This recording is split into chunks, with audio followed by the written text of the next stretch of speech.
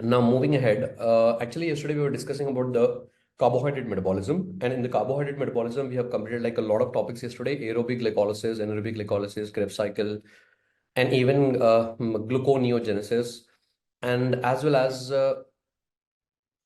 even we are done with the HMP shunt and everything. Fine. So now we are actually left out with the glycogen metabolism, and after that we are left out with two small topics, that is galactose and the fructose metabolism, guys. Okay. So now listen here very carefully. There'll be a lot of updates also. Why? Because in this session, I'm trying to include a lot of clinical things to be updated a lot. Okay. So first of all, freshly today, let us first begin with the first topic for today.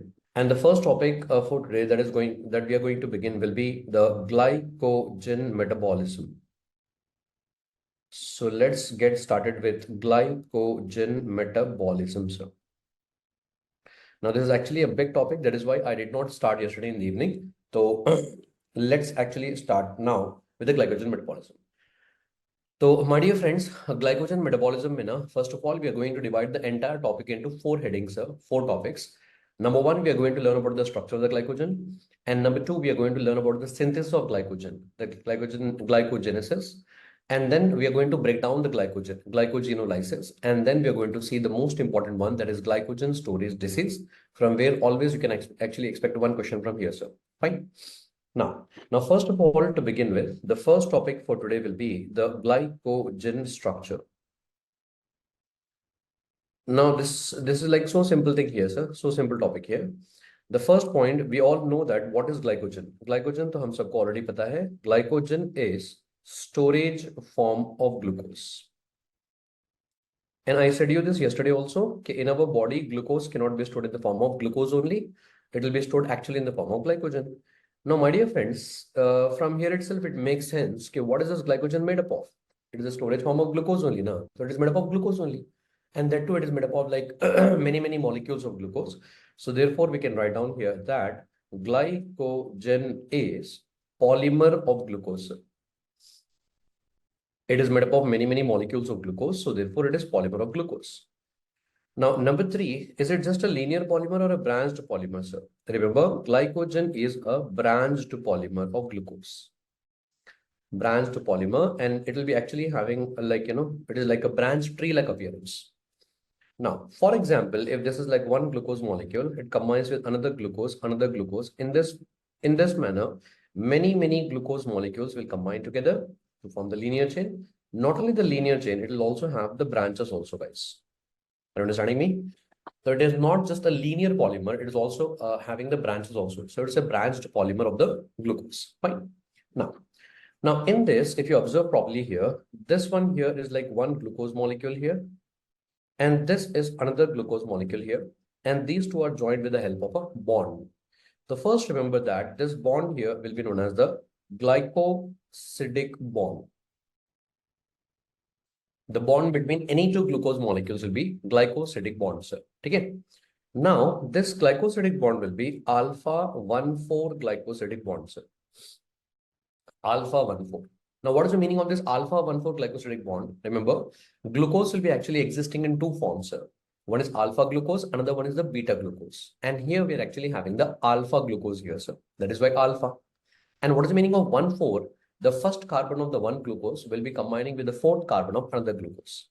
We all know very well what is the formula of glucose, sir? C6H12O6. And here also it will be C6H12O6.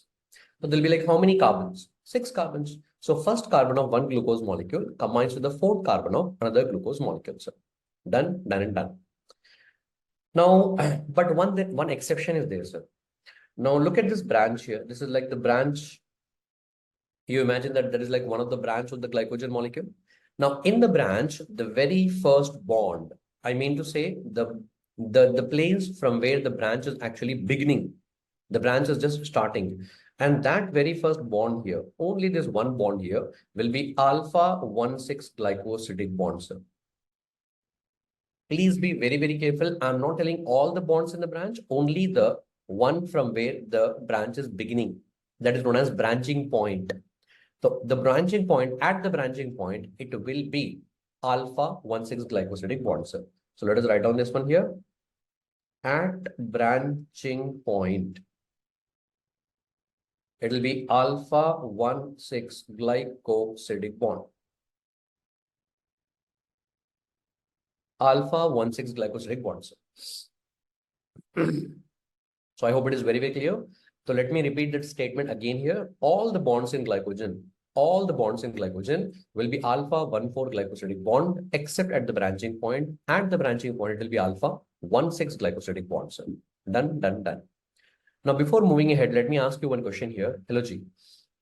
Yeah, we have been learning from school days that glycogen is a storage form of the glucose. Fine. But can anyone tell me it is stored where? Where is it stored, sir? Glycogen मतलब store कहाँ होता है? Skeletal muscle only?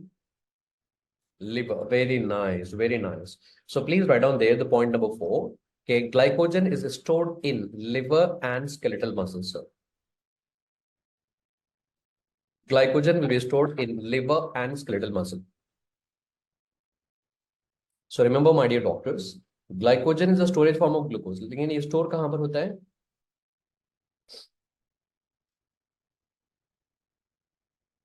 Yes, it is stored in two places. Number one, it is liver, and number two, my dear friends, it will be stored in the skeletal muscle also. Both the places will be stored. Please remember that. And now, one more, yes, one more thing I want to ask you here is that, okay, fine, it is getting stored in liver and skeletal muscle, लेकिन ज़्यादा कहाँ पर store होता है? Where it is stored more, sir? Can you please tell me कि glycogen store ज़्यादा कहाँ पर होता है?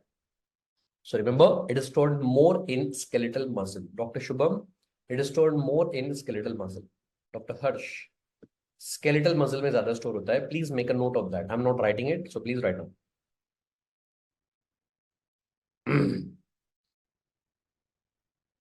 Are you understanding me, my dear friends? It is stored in the skeletal muscle. Why? Because think like this logically. Dr. Shubham, think like this logically. कि all your upper limb, skeletal muscle, all your lower limb, all of that are skeletal muscles only. So they're like more skeletal muscles when compared to that of the liver mass. So we are actually having the more muscle mass when compared to that of the liver mass. So therefore, yes, remember, glycogen will be stored more in the skeletal muscle, sir, not in the liver. Understanding? And that is about the introduction topic here. We are done with the structure of glycogen, sir. So let's have again a summary of this one here. What is glycogen? First of all, glycogen is actually the storage form of the glucose. If it is a storage form of the glucose only, it is made up of glucose only, sir. It is a polymer of glucose. And then it is not just linear polymer, it is actually a branched polymer of the glucose. And yes, all the bonds of the glycogen will be alpha 1,4, except at the branching point. At branching point, it is alpha 1,6. And finally, it is stored both in liver as well as skeletal muscle, and it is stored more in the skeletal muscle, sir. It will be stored more in the skeletal muscle. Taken? Fine. Next one. Now, once we are actually done with the structure of glycogen, according to our planning, now let us learn about glycogenesis. Glycogenesis. Glycogenesis, guys. Take it up. Now, what is the meaning of glycogenesis? Glycogenesis means what, sir? Formation of glycogen. So definition तो आप सबको पता है. From glucose, we are going to form glycogen. That is glycogenesis. Location, this also you people know very well. Glycogen formation will take place in liver as well as the skeletal muscle cell. And where inside the cell? Inside the cell, it is taking place in cytosol. अरे यार common sense वाली बात है. If the glycogen is getting stored in liver and skeletal muscle, तो form कहाँ पर होगा? It is forming in liver and skeletal muscle only. है ना जी? So remember, glycogen will be formed in liver as well as skeletal muscle only, but inside the cell, it will be formed in cytosol. It will be formed in the cytosol. Okay, done. Now, after learning the location, the next thing that we are going to learn will be the reactions of glycogenesis. And this is like so easy pathway. It will be just done in 3 points here, sir. Okay, now only 3 points here. Fine here. So now, first of all, as you all know very well, glycogenesis, we are going to start from where, sir? From the glucose. And glucose will be activated to UDP glucose. It will be undergoing like two reactions here. You don't have to learn those two reactions. Just remember activation karke. Why? Because those two reactions are again the same thing only, sir. Glucose is getting converted to glucose 6 phosphate, then glucose 1 phosphate, then UDP glucose. UDP glucose. Is it okay? Are you understanding me here, sir? So remember how can you tell that glucose has been activated? It will be attached with what, sir? UDP. Okay, now. So once UDP will be attached there, that is known as the active form of the glucose. Active form of the glucose. Okay. Now, once this glucose is activated, we are going to use this activated glucose and then we are going to form the linear chain. We are going to use that activated glucose, UDP glucose, and form the linear chain. So this linear chain will be formed by an enzyme, and that enzyme is known as what, sir? Glycogen synthase. Glycogen synthase. So it's like damn easy to remember this one here. Glycogen form हो रहा है, तो इसीलिए the name of the enzyme is glycogen synthase.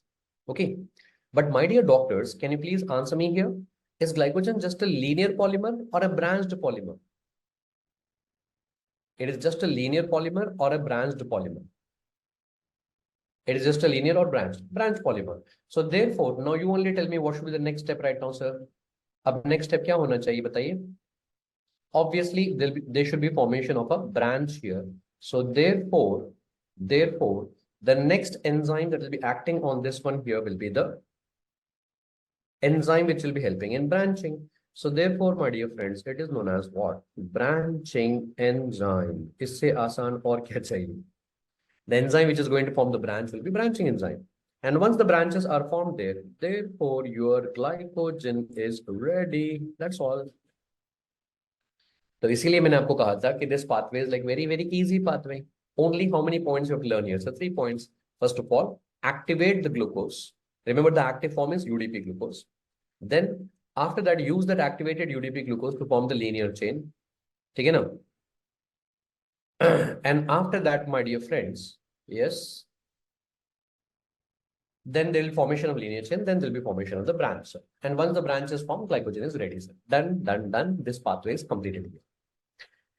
And and now, my dear friends, remember, अब हमको क्या करना होगा? Where are you going to control this one, sir? Rate limiting enzyme. And what is the rate limiting enzyme of glycogenesis? It is the easiest one to remember. Glycogenesis means formation of glycogen. And for forming the glycogen, the rate limiting enzyme will be glycogen synthase. Glycogen synthase is the rate limiting enzyme. Glycogenesis means what, sir? The formation of glycogen, and that will be taking place in the liver and skeletal muscle, of course, in the cytoplasm, and the reactions, only 3 reactions. That's sir. Sure. According to our planning, now what do you have to learn here? We have to learn about glycogenolysis. Glycogen form हो चुका है, अब क्या किया जाए? उसको break किया जाए. So therefore, what is the definition of glycogenolysis? Breakdown of glycogen to glucose. Glycogenolysis means breakdown of glycogen to glucose. Sir, what is the rate limiting enzyme for anaerobic glycolysis? I told you yesterday itself, glycolysis, it will be PFK1 only. Whether it is aerobic or anaerobic, PFK1, PFK1. Then after that, my dear friends, location. Now, what is the location of glycogenolysis? Again, the same thing. Liver and skeletal muscle only. वहीं तो form होगा और वहीं तो वो break होगा. And of course, it will be taking place in. Of course, it will be taking place in cytoplasm. Clear आपने? Now, once you have written this introduction here, sir, let us get started with the reactions right now. So glycogenolysis introduction हो गया है, and now let us actually break down the glycogen. So my dear doctors, first of all, consider a glycogen. We all know that a glycogen is a polymer of glucose made up of many glucose molecules. And yes, of course, there will be even branches also available here. So,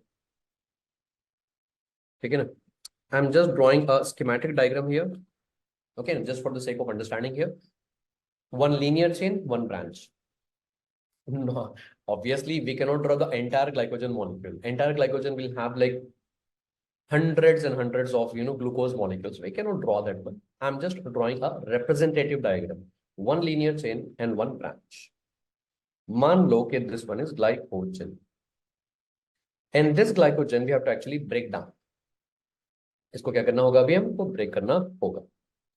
Now to break down this glycogen, there comes an enzyme known as glycogen phosphorylase.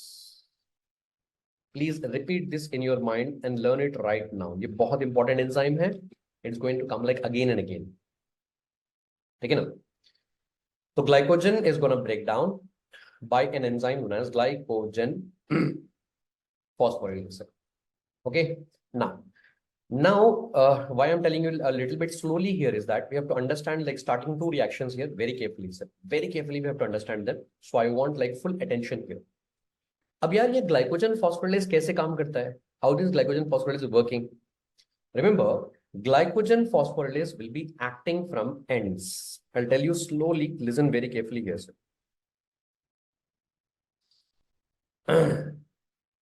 It is acting from ends.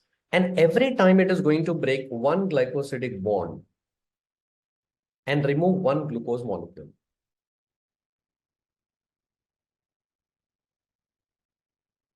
ठीक है ना? Glycogen phosphorylase enzyme is acting from ends, and every time it is going to break down one glucose molecule, one bond, and remove one glucose molecule.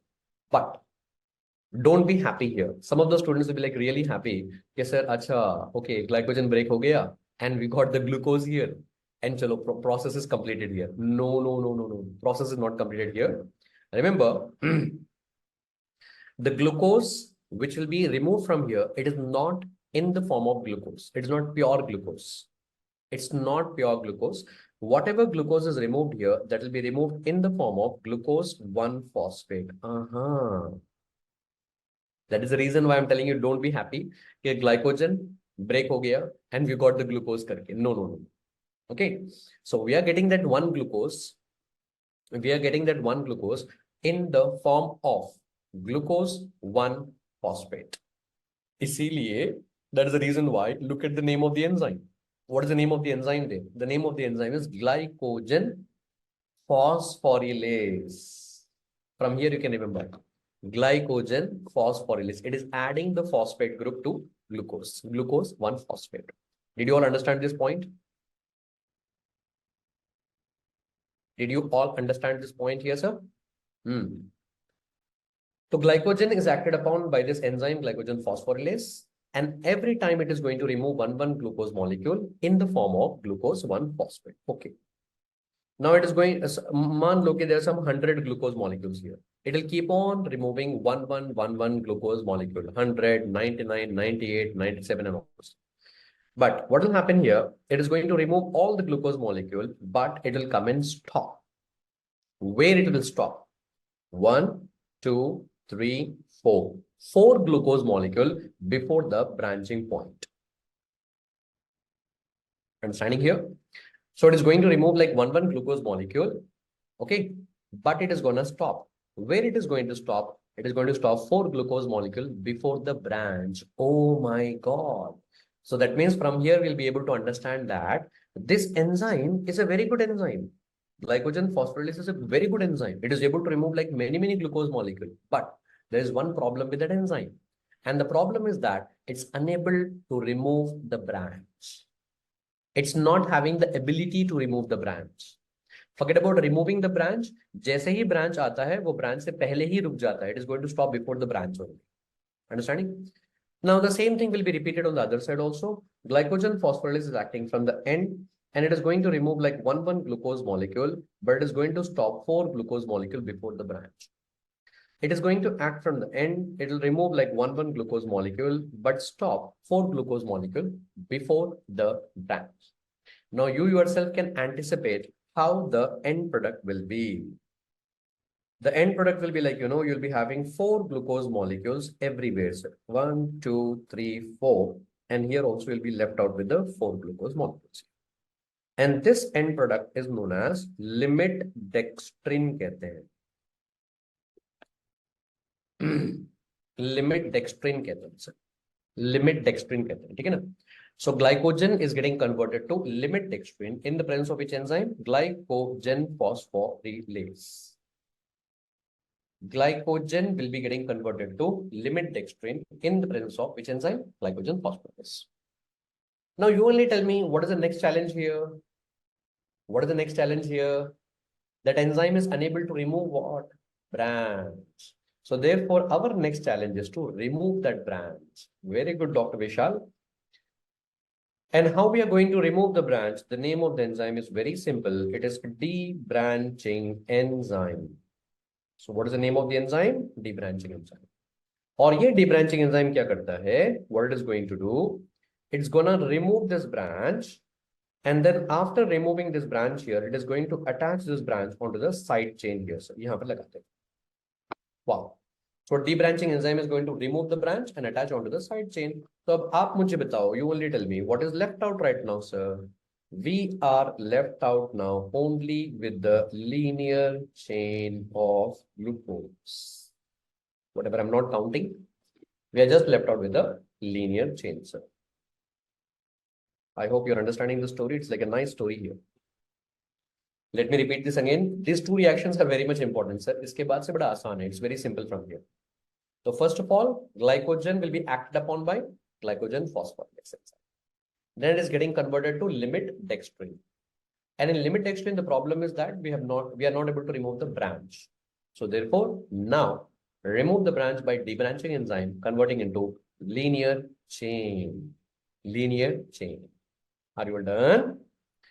Now what we are going to do? Again, this linear chain will be acted upon by the same enzyme. Which enzyme only? Glycogen phosphorylase. Can you please recall its mechanism? It is going to act from the end every time remove one glucose molecule in the form of glucose 1-phosphate. Okay, G. It will keep on removing one glucose molecule, but it will stop 4 glucose molecule before the branch. Okay, G. But do you have a branch here? No. So therefore, it will not stop.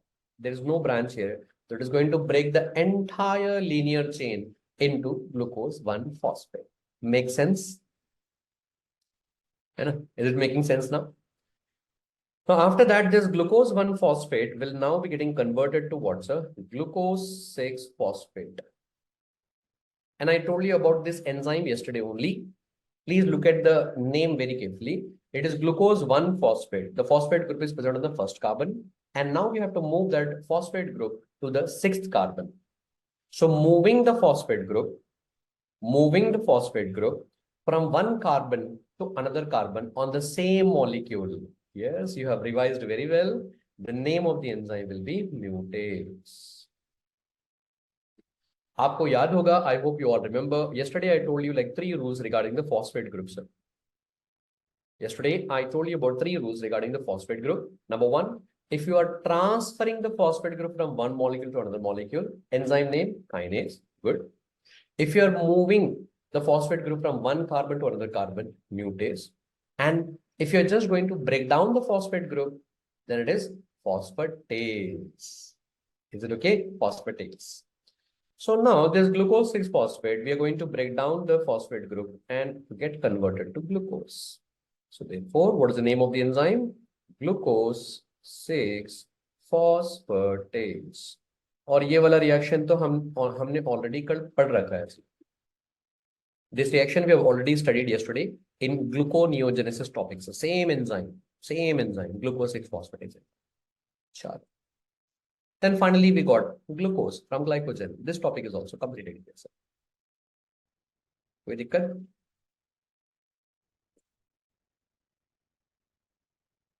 Any problem here, sir?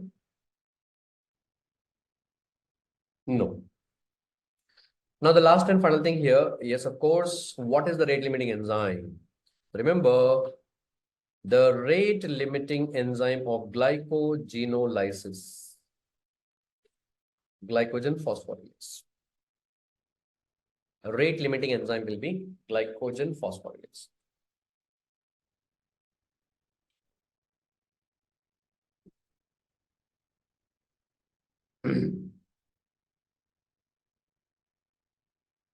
Are you all with me? And by this, my dear doctors, we are done with glycogenesis as well as glycogenolysis.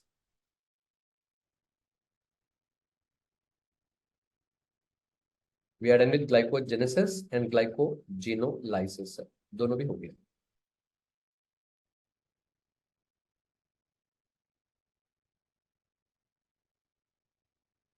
Done. Now, according to our planning, if you remember our planning very well, we are done with the structure of glycogen.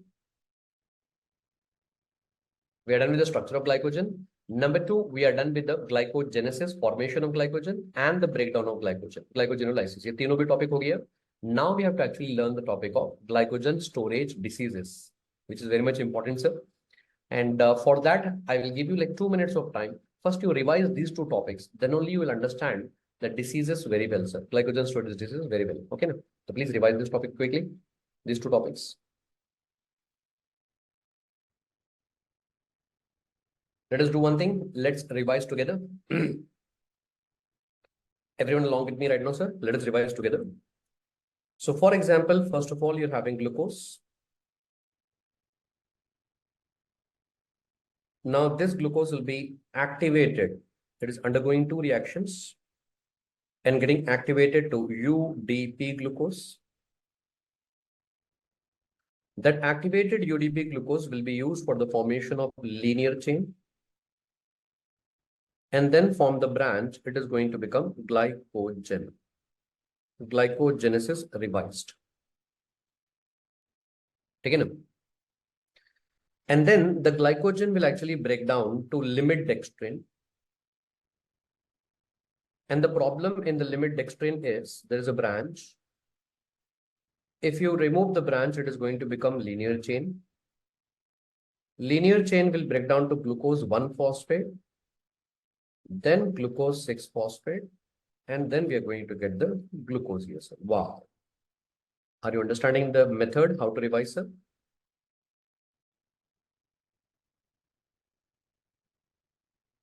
Now, once you're done with this one here, let us include the enzymes also. I told you no need to learn about the activation, these two reactions. Just write down there as activation. Why? Because it is the same reaction only. Glucose 2, glucose 1-phosphate and glucose 6-phosphate, the same thing. Yeah, Dr. Shinit, I'll come back to your doubt. Don't worry about that. For activation, you don't have to remember any enzyme.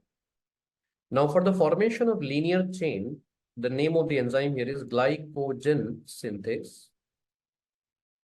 And for the formation of branch, the name of the enzyme here will be the branching enzyme. Glycogen will actually break down here with the help of an enzyme known as glycogen phosphorylase. And then limit dextrin to linear chain. It is by debranching enzyme. And then linear chain to glucose 1-phosphate, again the same enzyme, glycogen phosphorylase. Moving the phosphate group from first carbon to cis carbon mutase. And here it is glucose 6-phosphatase. Perfectly revised. This is how you're going to revise. Like after the class, when you have to revise these two topics, now make it easy. Make your life easy, sir. So glycogenesis and glycogenolysis revised here. Easy ho gaya, sir? Come on, my dear friends. Is it easy now?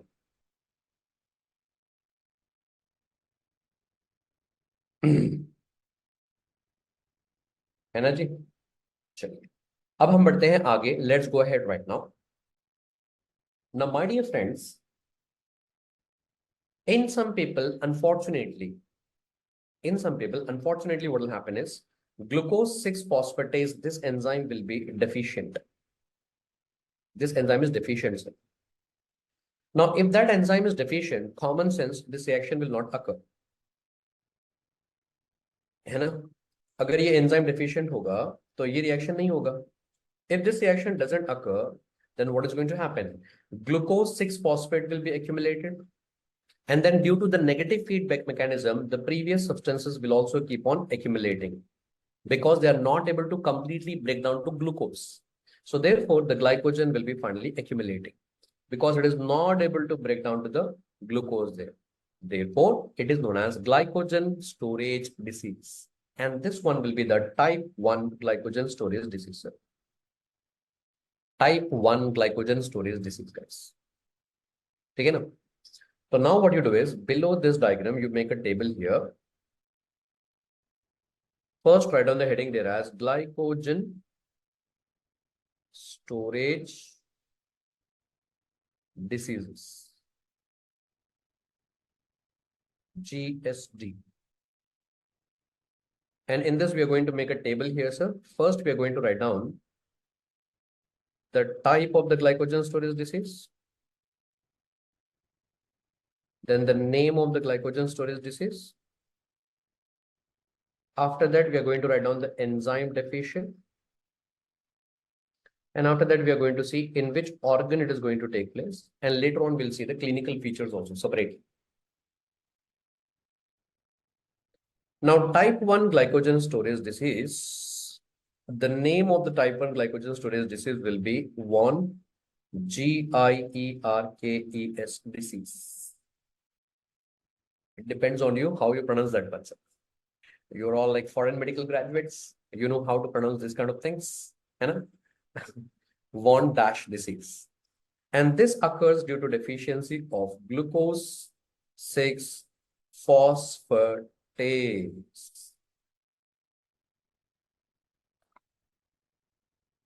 So type 1 will be the von Gierke disease, and this will be occurring due to deficiency of the glucose 6 phosphatase enzyme. This is how slowly, aram say, we are going to complete this table now, sir. Okay. Sure. So let us go back to this one again here right now. In some people, unfortunately, what is going to happen? Debranching enzyme will be deficient. Deficiency of debranching enzyme, again the same story. This reaction will not take place and glycogen will accumulate. And this is known as the type 3 glycogen storage disease. Please come back to the table here. In this table, please write down there type 2, leave some space for that. And then you write down the type 3. Type 3 is known as Cory's disease. And Cory's disease is due to deficiency of which enzyme? Debranching enzyme. Debranching enzyme, sir. Achha, by the way, if you look into this one here, sir, guys, in this topic now, in this topic, I want you to be like completely with me. Why? Because I'll be moving the slide here and there, bar. Okay, now. So just be completely with me, otherwise you'll not understand. Okay, now. So now, if you look at this diagram here, in this diagram, you can clearly see in type 3, which enzyme is deficient, sir? Debranching enzyme. If this enzyme is deficient, this reaction will not take place. So limit dextrin will be actually accumulating there, as well as the glycogen will also accumulate there, sir. Okay. So because the limit dextrin is accumulating there, therefore, the Cory's disease is also known as limit dextrinosis. It is also known as limit dextrinosis. Limit dextrinosis. Then, then now what is going to happen is that in some people, unfortunately, glycogen phosphorylase itself will be deficient. Agar ye wala deficient hoga, so obviously glycogen will accumulate and that will lead to type 6 glycogen storage disease, sir. Okay. And type 6 glycogen storage disease. So what you do is leave some space for type 4 here, leave some space for type 5 here. Now welcome to type 6. Type 6, I love the name of this disease. It is also known as Hirsch disease. It is known as Hirsch disease. And Hirsch disease will occur due to deficiency of glycogen phosphorylase. Type 6 glycogen storage disease will occur due to deficiency of, yes, glycogen phosphorylase enzymes. Lovely. Okay. So these are the like 6 types that you have to learn, sir. That's all. That is what is the table that you have to make here, sir. Only the 6 types you have to learn, sir. Done with this one? Now, my dear friends, there is one small problem here, sir. For example, if this one is your liver here, and this one will be the skeletal muscle here. You know very well the glycogen will be stored in liver as well as the glycogen will be stored in the skeletal muscle. And here the glycogen will break down by glycogen phosphorylase and here also glycogen phosphorylase. If you want to differentiate, write down here as hepatic glycogen phosphorylase. And this one here will be the muscle glycogen phosphorylase. Liver wala and muscle wala. Now my question is that glycogen phosphorylase deficiency will lead to Hertz disease. Now it is which glycogen phosphorylase? Liver wala or muscle wala? Is it like hepatic or muscle glycogen phosphorylase? Remember, deficiency of hepatic glycogen phosphorylase will lead to Hertz disease, whereas deficiency of muscle glycogen phosphorylase will lead to McArdle's disease. McArdle's disease. Again, McArdle's disease, guys. Okay. And Hertz disease will be actually type 6, whereas McArdle's disease will be actually type 5. Oh my God. Sir, how do you remember this one? It's very, very easy to remember. Remember H for H and remember M for M, sir. That's all.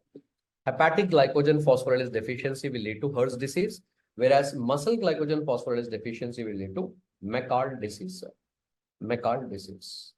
Are you all clear with this one here?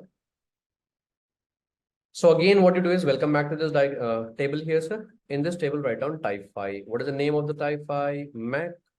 McArdle's disease. And McArdle disease, again, it is due to deficiency of glycogen phosphorylase. And here it will be like muscle glycogen phosphorylase. And here it will be hepatic glycogen phosphorylase. Wow. This is how the things are going to become easy for us, sir. So remember one mnemonic, H for H, M for M. Two diseases are done, sir. Now I'll give you like one more mnemonic here, the last one. My dear friends, you all know A, B, C, D, right? A, B, C, D. A for apple, B for ball. But from today onwards, no more apple, no more ball here right now. Remember, C for Cory's disease. And thank God it comes at third position, sir. Type 3. A, B, C. Type 3, Cory's disease. And in Cory's disease, it is due to deficiency of debranching enzyme. And remember A for Anderson's disease. And Anderson's disease will be type 4. And that will be due to deficiency of branching enzymes. Remember A, B, C, D. Anderson branching, Cory's debranching. So from today onwards, as a medical student, your ABCD will be this one. A for Anderson, B for branching, C for Cory's, and D for debranching. Okay. Now, so please welcome back to this table here. Type 4 will be actually your Anderson's disease. And Anderson's disease will be due to deficiency of which enzyme, sir? Branching enzyme. Perfectly done. So therefore, my dear doctors, welcome here, welcome here, welcome here. This entire topic of glycogen storage diseases, we have to totally remember like 6 diseases. And out of the 6 diseases, if you're observing properly here, my dear friends, just with 2 mnemonics, A, B, C, D, and H&M, A, B, C, D, and H&M, I'm already done with the 4 diseases here, sir. I don't know whether you are seeing it here properly or not. I'm already done with type 3 Cory's here, sir, and type 4 Anderson here, type 5 McArdle here, and type 6 Hertz here, sir. So 3, 4, 5, 6 is done, sir. So this is how I'm going to make the topic damn easy for you people. And this is how you're going to remember for your exams, sir. So out of the 6 diseases, already 4 diseases are made easy here, only with 2 mnemonics, sir. A, B, C, D, and H&M. Is it easy now? Or type 1 to bada famous hai. You all know very well, type 1 is nothing but your von Wegen disease. Ab bacha kya hai, sir? Type 2 baki hai. The only thing remaining is type 2 now. Okay. Now to understand the type 2, first of all, again, welcome back to this diagram here, sir. Now in this diagram, my dear doctors, tell me here, this one here will be glycogenesis, formation of glycogen. And where is glycogenesis taking place? Cytosol of liver and skeletal muscle. Now this one here will be glycogenolysis. And where is glycogenolysis taking place? Again, this is also taking place in cytosol of liver and skeletal muscle. Fine.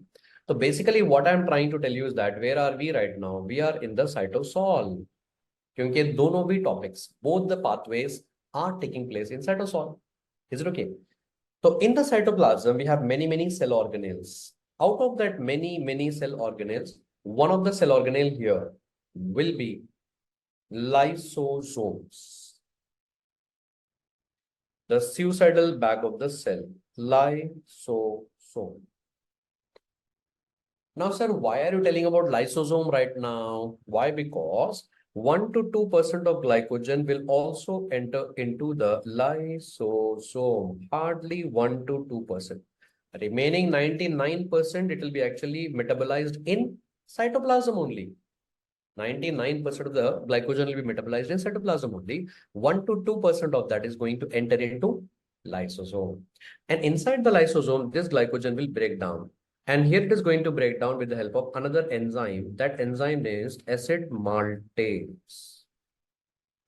Now, this acid maltase, remember, it is also known as lysosomal glucosidase. So, what is the enzyme which is going to break down inside the lysosome? The name of the enzyme is acid maltase, also known as lysosomal glucosidase. Acha, by the way, what is the enzyme going to break down in the cytoplasm? That is glycogen phosphorylase. I hope you're getting the clarity now, sir. So one is this pathway, one is this pathway. Okay. Now, sometimes in some people, unfortunately, even this enzyme is deficient, acid maltase. So, ये reaction नहीं होगा. Again, what is going to happen? Glycogen will be getting accumulated, and that is glycogen storage disease. And remember, this one will be the type 2 glycogen storage disease, sir. Type 2 glycogen storage disease, and this is known as the Pompey's disease. So, welcome to the table here. In the table, write down type 2 will be the Pompey's disease. And this is due to deficiency of which enzyme? Acid maltase. Wow. Are you understanding here, sir? Are you understanding now? So this is how slowly we have made the table here. And this is how we have made the table, and it's easy to remember right now, sir. So type 1, 2, 3, 4, 5, 6. 6 diseases, and then enzyme deficient. Now I'll tell you the trick how to remember this one here. Hello, my dear friends. Now, my dear doctors, remember how to remember the name here, sir. Name कैसे याद रखना है? Type 1 is actually the von Gig disease. Type 2 will be the Pompey's disease. So remember von pumped. Type 3 will be Cori. So von pumped Cori. Now don't ask me what are they pumping, and don't ask me who is von, who is Cori. Von pumped Cori. Anderson, remember and.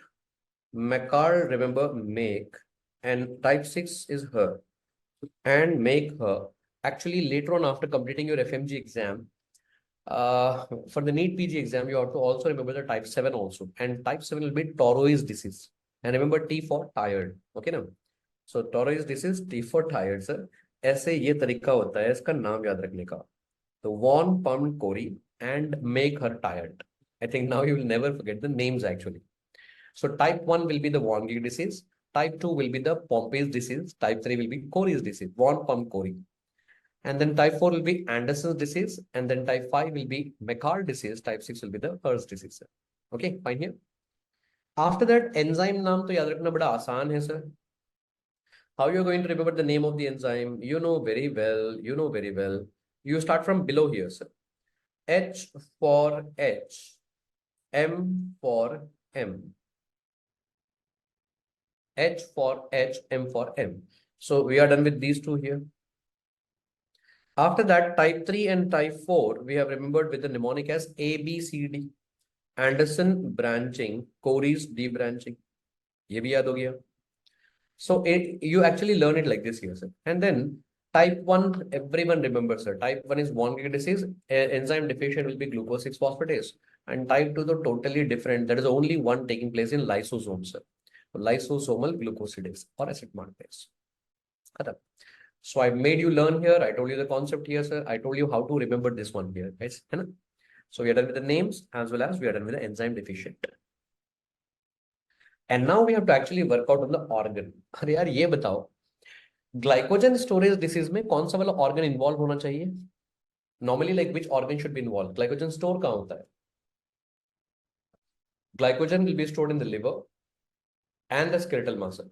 So what should happen in these diseases?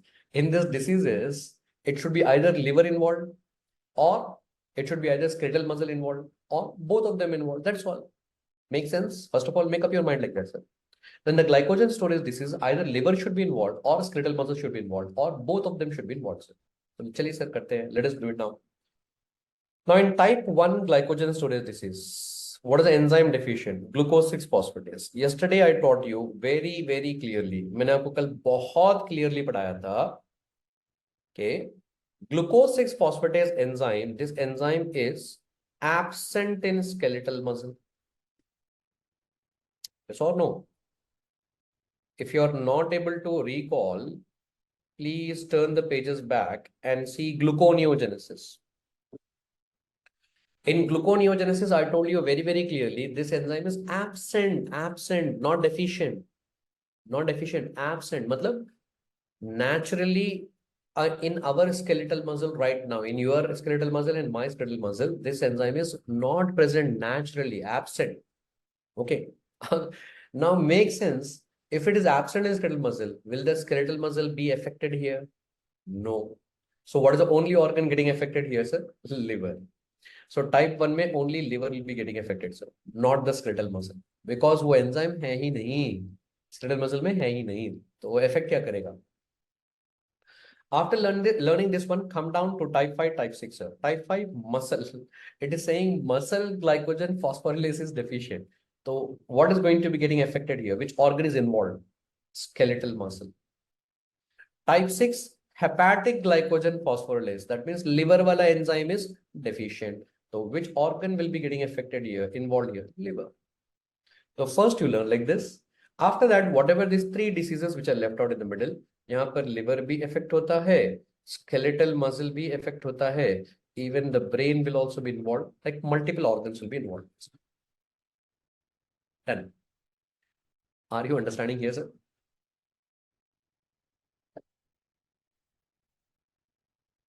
Are you understanding, my dear friends? So this is how the easiest way to remember the organs, sir. Guys, frankly, batana, are the things getting easier now? Yes, sir. Thank you. So in this table, this is how you're going to remember about the type and the name and the enzyme deficient, and then the organ which is actually involved here, sir. Dr. Rekha, perfect, sir. Very easy, sir. Thank you, Satish. Thank you, Sajan Kumar. Sure, sir. Now, after learning this one here, now let us see the clinical features of the glycogen storage diseases. Are you ready?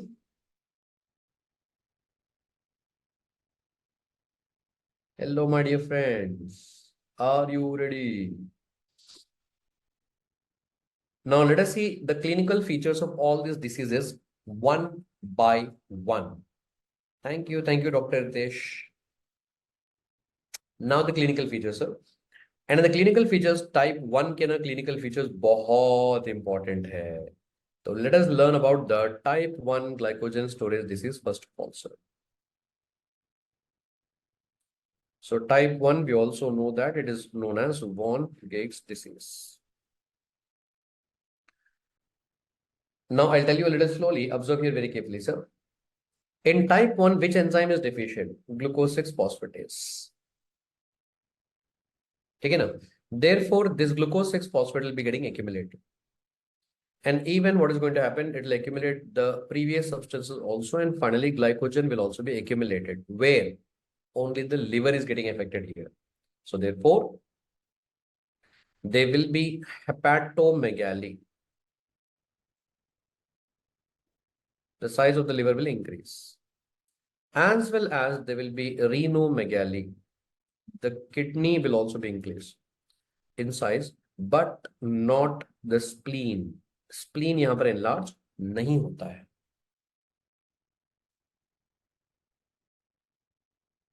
Is it okay? So because the glycogen is getting accumulated, so remember, yes, the size of the liver will be increased, as well as the kidney will also be increased in size. Renomegaly will be there, but not the spleen. Spleen enlarge नहीं होता है. अच्छा, by the way, If the glycogen is actually unable to break down to glucose, ये break नहीं हो रहा है, तो क्या glucose form हो रहा है? Glucose is not forming there. If the glucose is not forming there, will it be hyperglycemia or hypoglycemia? Hypo. But remember, there will be severe hypoglycemia. Now, why I am using that word as severe hypoglycemia here? Why? Because since both the pathways are not taking place here, glycogenolysis भी नहीं हो रहा है, as well as even gluconeogenesis is also not taking place. See, because this enzyme is deficient here, because this enzyme is actually deficient here, not there here, so glycogenolysis is not taking place. Therefore, glucose is not forming. Okay, well and good. Now our body will start depending on gluconeogenesis. It is trying to form the glucose from non-carbohydrate sources because our body is not getting the glycogen from glucose now. So from the, it is not getting the glucose from the glycogen right now. The glycogen is not breaking down. So now our body start depending on gluconeogenesis, but that is also not happening there. Because this enzyme is the same enzyme for both the pathways. Basically, that is also not happening. So there will be severe hypoglycemia, not like normal, severe hypoglycemia hota hai sir. Okay. Now one thing let me take out from here is if this reaction is not taking place, अगर ये reaction नहीं हो रहा है, so then glucose 6 phosphate level will increase. Yes or no? Yes. अगर glucose 6 phosphate का level बढ़ेगा, एक बार ये इसको ना ध्यान से सुनना sir. If there is an increased glucose 6 phosphate here, now that will be diverted to some other pathways. If this is getting accumulated here, then what is going to happen? That will be diverted to some other pathways. Sir. Now, which pathway? Obviously, the glucose 6 phosphate will undergo glycolysis. And if it is undergoing glycolysis, the end product of glycolysis will be pyruvate. Yesterday, we have seen a glucose will get converted to glucose 6 phosphate, the very first reaction. So that is a glucose 6 phosphate. So now it is going all the reactions of glycolytic pathway. And so it is undergoing glycolysis. Finally, क्या form होता है? Pyruvate. Now, if it is in excess here, now number one, what is the fate of pyruvate? Pyruvate can get converted to lactate by anaerobic glycolysis. And I told you yesterday itself, if lactate is getting accumulated, it is nothing but lactic acid. Ic acids will form 8 salts. So therefore, what is the next clinical feature here? That is lactic acidosis will occur. Oh my God. If pyruvate is more, one more thing, one more fate of that is it is getting converted to acetyl-CoA also. Excess of pyruvate will get converted to acetyl-CoA. Link reaction. Come on, sir. Are you able to link? Are you all able to link or not? अगर pyruvate ज़्यादा होगा, तो that is getting diverted to anaerobic glycolysis, or it is getting diverted to acetyl-CoA.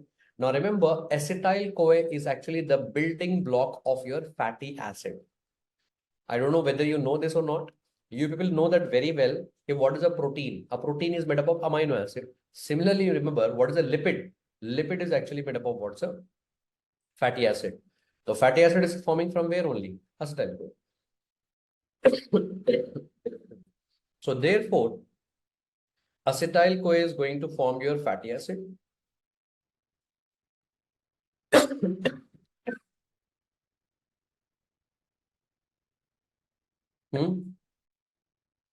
Acetyl-CoA is the building block of fatty acid, sir. तो fatty acid form कर रहा है and इसका मतलब क्या होगा? लिपिड ज्यादा फॉर्म होगा, hyperlipidemia, and along with that hyperlipidemia there will be even cholesterol level going up, sir. So remember, my dear doctors, there will be even hyperlipidemia, as well as hypercholesterolemia. cholesterol का level भी बढ़ेगा, cholesterolemia. Oh my God. So if this glucose 6 phosphate level is increasing there, that glucose 6 phosphate, yes, doctor, I'm repeating that again. If glucose 6 phosphate is getting accumulated, that glucose 6 phosphate will undergo glycolysis. And if it is undergoing glycolysis, what is the end product of glycolysis? Pyruvate. And pyruvate can get converted to lactate. So therefore, lactic acidosis will occur.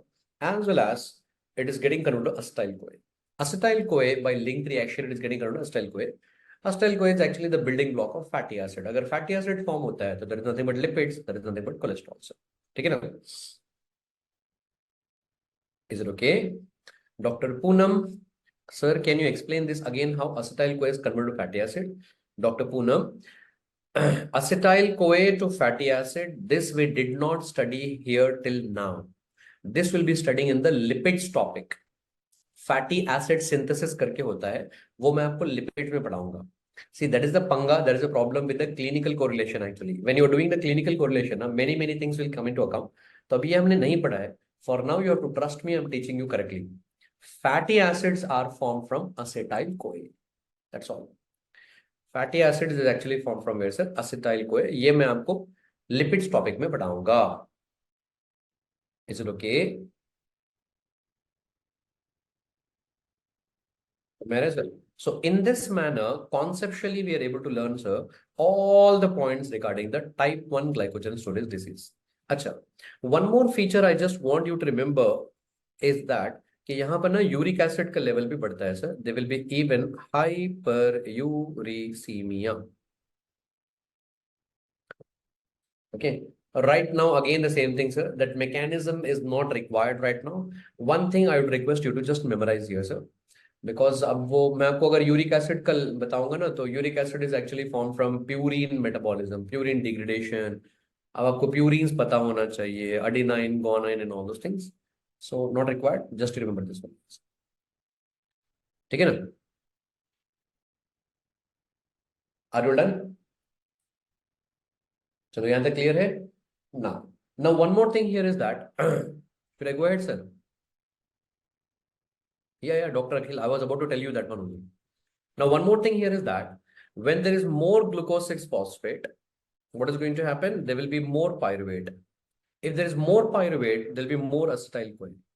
More acetyl CoA, so more fatty acid. So what is going to happen? That fatty acid will also undergo degradation. The fatty acid will also undergo what, sir? Degradation. And what is the end product of degradation of fatty acid? That is ketone bodies, sir. So there will be more amount of ketone bodies also. You have to just remember that for now. Later on the lipids topic, we are going to learn about that one. Acetyl CoA is the one which is going to form fatty acid, and fatty acids जब ज्यादा हो जाते हैं, excess हो जाते हैं, obviously they'll undergo degradation to form what, sir? Ketone bodies. So therefore, even the ketone bodies level will also increase here. So therefore, my dear friends, remember, even ketosis will also occur here, sir. That's all. Ketosis will also occur here, sir. Are you done? So my dear doctors, in your recent FMG exam, they're giving type 1 glycogen storage disease as a clinical question, sir. And in the clinical question, it's very easy to identify. Why? Because all these points will be mentioned. There'll be hepatomegaly, there'll be renomegaly, there'll be severe hypoglycemia, lactic acidosis, hyperlipidemia, hypercholesterolemia, hyperuricemia, as well as ketosis. Ketone body level is also increased.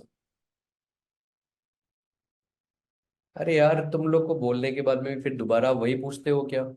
Doctor शिनित is again asking, sir, how is uricemia occurring? I told you lamba story here. Hyperuricemia is like uric acid that is not required right now. You'll not understand that one. Uric acid ka level, uric acid is coming from purine, adenine and guanine. So that is actually coming from adenosine diphosphate. अब वो पूरा आपको नहीं पता है, you will unnecessarily get confused there. ठीक है ना?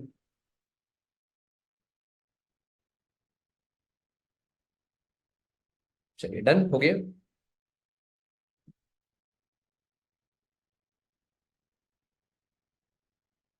All the things are very clear.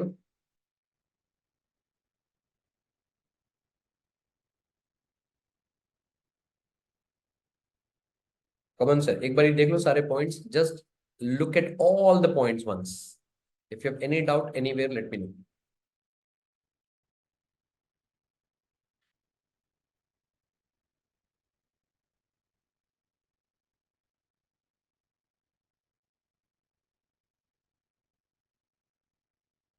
Here, hyper is very much important, sir. And after that, my dear friends, we just have to remember the clinical features of type 2.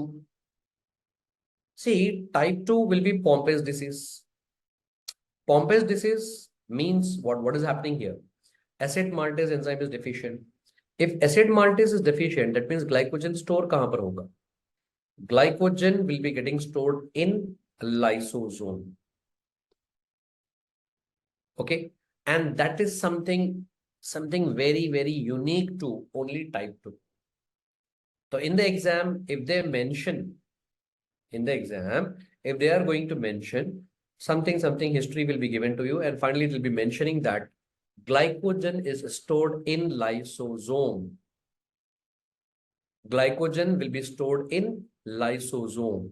If that is given, khatam, your answer will be what? Type 2 only. Which glycogen storage disease? Only type 2 only, sir. No other disease. No other disease. है ना? तो अगर दिया जाएगा कि glycogen is stored in the lysosomes, then it will be definitely which one, sir? Type 2 glycogen storage disease. Nothing else beyond that one. Can you manage now? So you people write down the clinical feature there, sir. I'm not writing. So type 2 clinical feature, you please write down there. Glycogen is stored in lysosomes. Glycogen is stored in lysosomes. Then, चलिए बढ़िया.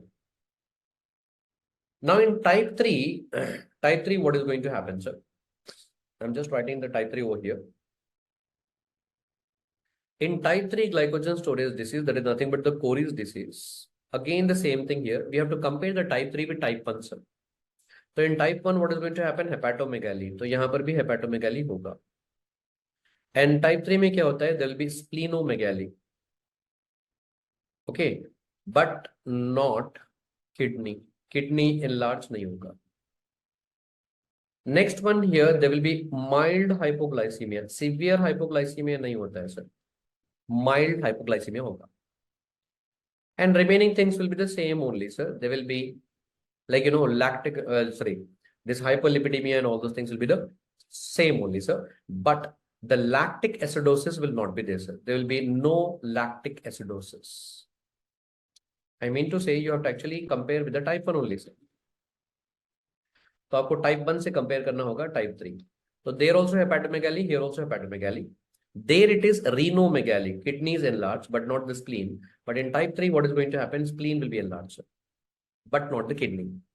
And then hypoglycemia, here it will be like severe hypoglycemia, but here it will be mild hypoglycemia. But here there will be no lactic acidosis, sir. No lactic acidosis. Type 3 में lactic acidosis नहीं होता है. This is how comparatively you have to remember. Okay. And now welcome to type 4. Actually, now I was waiting for someone to ask me this doubt, but no one is asking. In type 4, which enzyme is deficient, sir? That is branching enzyme. Guys, if branching enzyme is deficient in type 4, मतलब क्या हो रहा है? What is happening here? This reaction will not occur. If this reaction will not occur, that means glycogen itself is not forming, right?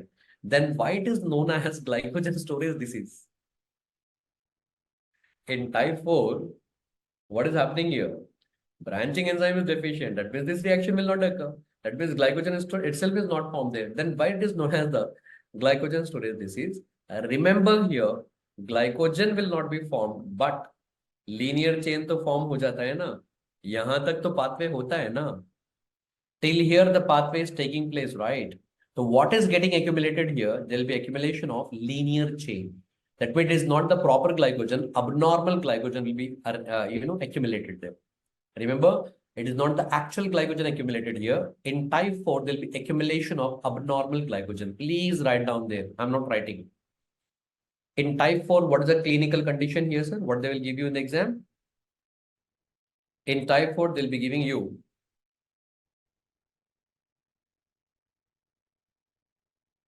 in type 4, they'll be actually giving you what here, sir?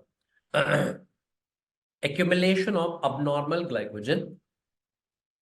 Accumulation of abnormal glycogen without branches. Only linear chain is accumulating here. So please write down completely there. Accumulation of yes, abnormal glycogen without branches, without any branches. Answer. Thank you. And after that, welcome to the type 5. Type 5 यार सबसे आसान है. Type 5 is like very easy. McCall disease is due to muscle glycogen phosphorylase deficiency. If muscle glycogen phosphorylase is deficient, then what is going to happen? Obviously, muscles will be getting affected, sir. So here in type 5, they'll be giving the features like, muscle cramps will be there and there will be exercise intolerance will be there, sir. Okay, now. So please write down the clinical features of type 5. So type 5 glycogen storage disease will be McCall disease. And the clinical features here will be, what are the clinical features, sir? There will be muscle cramps and the person will not be able to do the exercise, sir. Exercise intolerance will be there. So obviously what is going to happen here, sir? The muscle cramps will be there as well as there will be exercise intolerance here. ठीक है ना? हो गया? लिखा आपने? अच्छा यार ये बताना in normal people like you and me, when you are doing exercise, तो अपना lactic acid level बढ़ता है कि कम होता है? In normal people like you and me, when you exercise, the lactic acid level is increasing or decreasing? Increasing. And you know the story now? I think I don't have to tell you. In the normal people like you and me, whenever you are doing exercise, so what will happen? Exercising skeletal muscle require more oxygen. That much oxygen we cannot supply. So therefore, what is going to happen? If you're not able to supply that much amount of oxygen, anaerobic glycolysis, therefore lactic acid level will increase. Fine. But now in this person, what is going to happen with type 5? In this person, what is going to happen? Type 5 में कौन सा वाला enzyme deficient होता है sir? ये enzyme deficient होता है. Glycogen phosphorylase enzyme is deficient. Muscle glycogen phosphorylase. That means glycogen cannot break down to glucose. अरे बाप रे. अब ग्लूकोज ही नहीं फॉर्म हो रहा है. When glucose itself is not forming there, forget about aerobic glycolysis or anaerobic glycolysis, sir. Anaerobic glycolysis वहां पर नहीं होता because the starting substance itself is not there. Glucose is not there. So therefore, in this people, on exercise, lactic acid level will not increase. On exercise, normally lactic acid level should increase, but in this people, even on exercise, lactic acid level will not increase. Mark the answer as type 5, sir. Okay, now, no increase in lactic acid even on exercise. No increase in lactic acid even on exercise. And after that, the last one, sir, type 6, nothing special there. The same features of, glycogen storage disease, hypoglycemia and hepatomegaly. You just write down there and leave it, sir. Liver size will be increased there as well as what is going to happen? There will be decreased level of glucose, sir, hypoglycemia. So type 6 is damn easy, sir. Nothing much to worry about that. Nothing much to worry about the type 6, sir. Hypoglycemia and hepatomegaly, sir. Done? That's all. By this, we are done with all the glycogen storage diseases completed here with all the clinical features. I hope you'll be able to, yes, answer properly in the clinical questions, sir. Now, some people are like continuously asking one doubt here. Let me just clarify the doubt and I'll move it, sir. Topic completed. Topic is completed here, sir. Like I'll just clarify one doubt. Liver में ना glycogen होता है and that glycogen will undergo glycogenolysis and finally break down to glucose. In skeletal muscle will also have glycogen, but what is going to happen? This glycogen will break down only and only up to glucose 1-phosphate only. Sorry, glucose 6-phosphate only, not up to glucose. Why? Because in skeletal muscle, glucose 6-phosphatase enzyme will be absent. This enzyme is not present. So therefore, you have to be like very diplomatic here while answering. Glycogenolysis will occur in which organ? Liver as well as skeletal muscle. In both the organs, glycogen will break down. But in liver, glycogen will break down completely up to glucose. But in the skeletal muscle, glycogen will break down only up to glucose 6-phosphate only. That is the reason why liver is a very good organ. Why it is a very good organ, sir? Whenever you have more amount of glucose in the blood, it will take that, store that in the form of glycogen. And whenever you want it, it will break down to glucose and give it back. That is why it is actually a glucostat monitor. It is going to monitor the blood glucose level. it is going to monitor the blood glucose level. It is going to store, जब कभी ज्यादा होता है वो store करता है, और जब जरूरत होती है वो ग्लूकोज देता भी है. But skeletal muscle is a very selfish organ. Why? Because whenever there is more glucose in the blood, it will actually store in the form of glycogen, but it will never give that in the form of glucose. Why? Because it is not going to break down up to glucose. The skeletal muscle will utilize the glycogen only for themselves only. They're not going to give the glucose to anyone else. Understanding here? So that is the doubt that has been asked by many students कि sir यहाँ पर glucose 6 phosphatase नहीं होता है ना. Yes, नहीं होता है तो बस यहीं तक होता है reaction. The reaction will take place only and only up to glucose 6 phosphates. Done. So this doubt is also clear, and by this one big topic is completed here, sir. No, Dr. Alicia, it is not going to the liver there. It will be remaining in the skeletal muscle only. That itself will be utilizing that one. In the skeletal muscle, that glucose 6 phosphate will undergo glycolysis, and from there energy will be utilized. Because skeletal muscle require more energy, na? Easily. Now, after completing this big topic here, sir, I think now you understood why did I not teach you this topic yesterday evening, है ना? Yesterday evening मैंने आपको ना इसीलिए नहीं पढ़ाया था कि आज हम इसको freshly पढ़ेंगे. So I hope you have understood this topic here. Study that nicely, revise that nicely, sir. ठीक है ना? हाँ. Now, my dear doctors, yesterday when I started with carbohydrates, I told you that carbohydrates will actually undergo digestion. And after undergoing digestion, they are going to form glucose as well as galactose as well as fructose. They're going to form the glucose, galactose, and fructose. Again, and if you people are really following my class, from yesterday till now, we have just discussed only and only about glucose only, sir. Only glucose, everything about glucose we have discussed. Aerobic glycolysis, anaerobic glycolysis, gluconeogenesis, formation of glucose, glycogenesis, storage of glucose. So we studied only about everything about glucose only since yesterday. ठीक है ना? तो non carbohydrate से कैसे form होता है, store कैसे होता है, everything we studied only and only about the glucose only. So now let us focus on what is going to happen to the galactose as well as the fructose. The galactose metabolism and the fructose metabolism. Okay. So first, let's get started with the galactose metabolism. And I will tell you like a story. Please remember like a story from the very beginning. Now imagine this one here to be your intestine here, sir.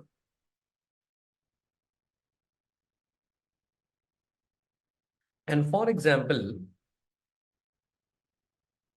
we are going to consume milk or we are consuming milk product like some curd or something. The moment examiner will give you this word milk or milk product, examiner is indicating that you are consuming lactose. The moment the examiner will give in the clinical question, the person is consuming milk. That means examiner want to say you that, acha, that is lactose. And yesterday we have learned that lactose in the presence of an enzyme known as lactase will be digested to form glucose and galactose. Glucose and galactose. ठीक है ना? And now we are not at all going to worry about the glucose right now, sir. The glucose को तो हमको देखना ही नहीं है. We are not going to look at the glucose now. Our focus is completely on galactose here. Now galactose will be absorbed. So मान लो कि now the galactose have come in our body, sir. अब galactose का क्या होगा? What is the further metabolism of galactose, guys? Are you ready? Come on, sir. Are you ready? Are you understanding my story, sir? मैं कहाँ से start कर रहा हूँ? Every time I am starting each and every topic from the scratch, right from consuming, eating. So from today onwards, you should understand what is happening after drinking milk or after consuming milk products. Okay, now all that milk products that you know. So that lactose will be digested to form what, sir? Glucose and it will be forming galactose. अब galactose क्या होगा, absorb हो गया sir. Okay ना. तो यहाँ पर लिख लेंगे हम लोग ना, अब्सॉर्प्शन हो गया इंटेस्टाइन से. Now, after absorption, what is going to happen? We all know very well everything that is absorbed from the intestine, glucose, galactose, fructose, everything that is absorbed from the intestine will be first of all going to the liver. कहाँ जाता है सबसे पहले, liver को. So now this galactose is going to enter into the cells. And of course, it is going to enter into which cell here, sir? Liver cell. So galactose have entered into the cell. And please, my dear friends, remember very well कि galactose का जो metabolism होता है ना, the metabolism of galactose will take place in two places. The metabolism of galactose will take place in only two places only.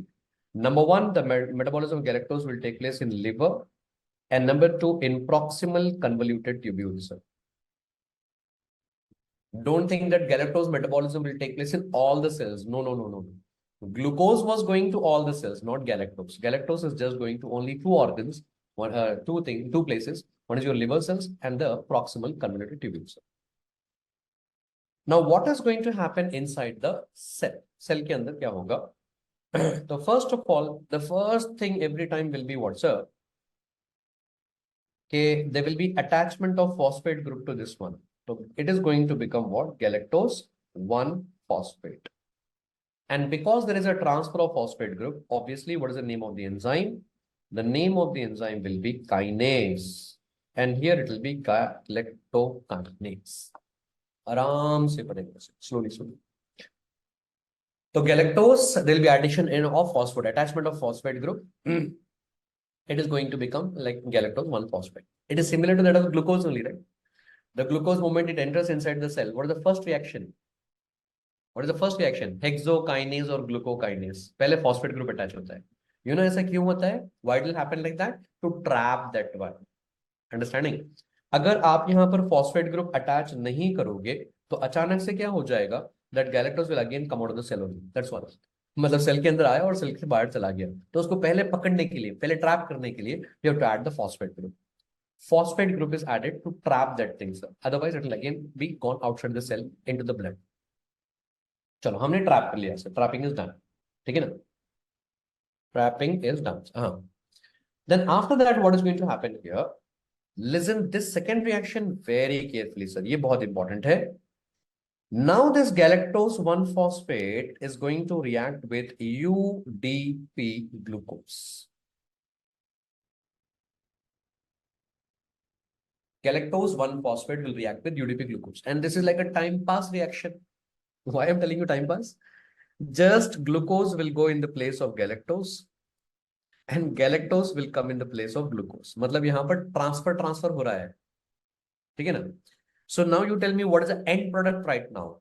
So this is going to become glucose 1-phosphate. And then यहाँ पर क्या होगा? UDP galactose आ जाएगा. ओहो.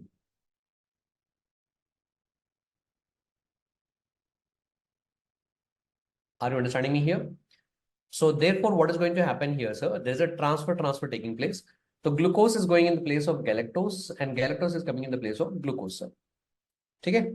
So therefore, just exchange that one. It is going to become glucose 1-phosphate. That is going to become UDP galactose. So that means galactose has been activated.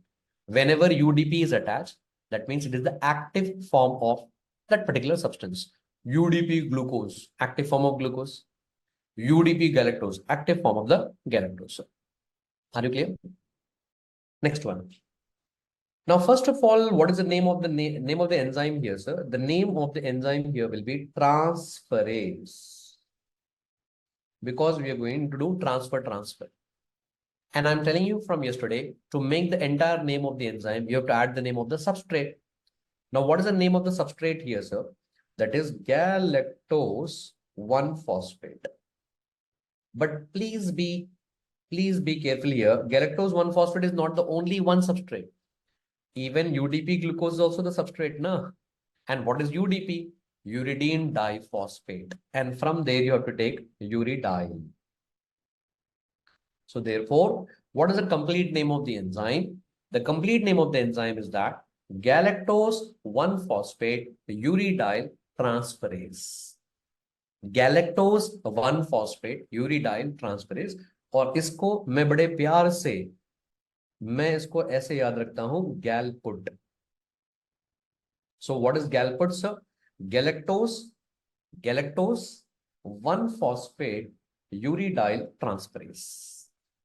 Galactose 1-phosphate uridyl transferase. I think that was a question asked in your last year exam, sir. 2023 में पूछा गया था. Galput, very much important. Clear?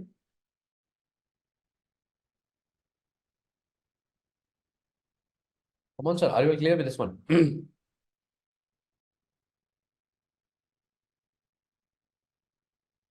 Now, once this is very clear here, my dear friends, remember, then let us see like what is the fate of all the substances here. अब इन सारे substance का fate क्या होगा?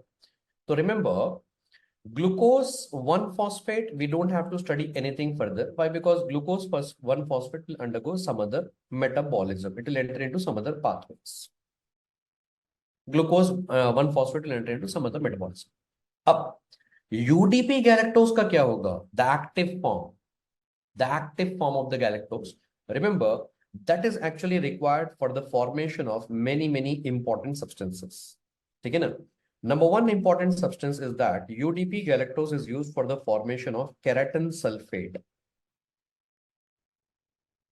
UDP galactose is used for the formation of keratin sulfate, as well as it is also used for the formation of myelin. ठीक है? Myelin form करने के लिए भी important है. As well as UDP galactose is also utilized for the formation of glycolipids. It will also come in the lipids topic. I'll tell you about that one. Okay, na?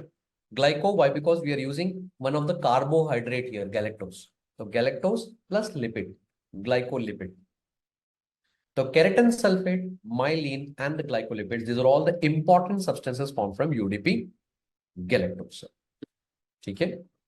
We understood this one here, or let me write down this also in the same color so that you can understand. So what is the fate of this one? So this will undergo some other metabolisms, whereas UDP galactose is the one which is going to form important substances here. Okay, done? Now, one last and final thing just to complete this topic here, sir. I mean to say complete the normal metabolism here, that remember glucose and galactose are epimers of each other. They are epimers. Isomer, epimer, ऐसा होता है सारी चीजें. I will tell you about this one in the general carbohydrate के बारे में हम discuss करेंगे. We are going to discuss about the chemistry of the carbohydrates. At that time, I'll tell you. Don't worry about this epimers and all those things. Epimers means what will happen? Glucose will also have like 6 carbon. Galactose will also have 6 carbon, but there'll be only change in the conformation. Like, you know, in the structure only at carbon number 4 only. There'll be change only in 1 carbon only. That is known as epimers. Whatever, yeah. Right now, you don't go into that depth right now. Just remember that these two are epimers. So therefore, again, what is going to happen? UDP galactose will again convert back to UDP glucose here. And that is done with the help of an enzyme known as epimerase.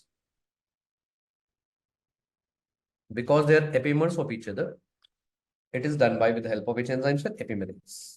Are you all clear with this galactose metabolism? So this picture should be like printed in your minds.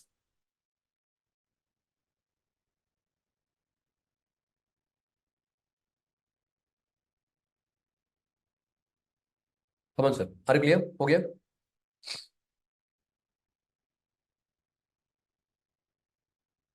Come on, my dear friends. Tell me quickly. Any issues in this one?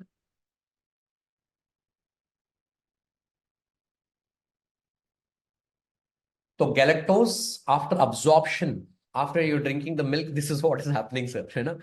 तुम लोग मस्त में time pass में litre milk पीते रहते हो और ये सब यहाँ पर हो रहा है. So after drinking the milk, the galactose will be absorbed and that is going into the cell. Inside the cell, galactose will get converted to galactose 1-phosphate. And then what is going to happen? Galput will act on that one, converting to UDP galactose. Sure. Now, if this is the normal metabolism, let me let me teach you the abnormalities right now, sir. Now, what are the abnormalities? Are you ready?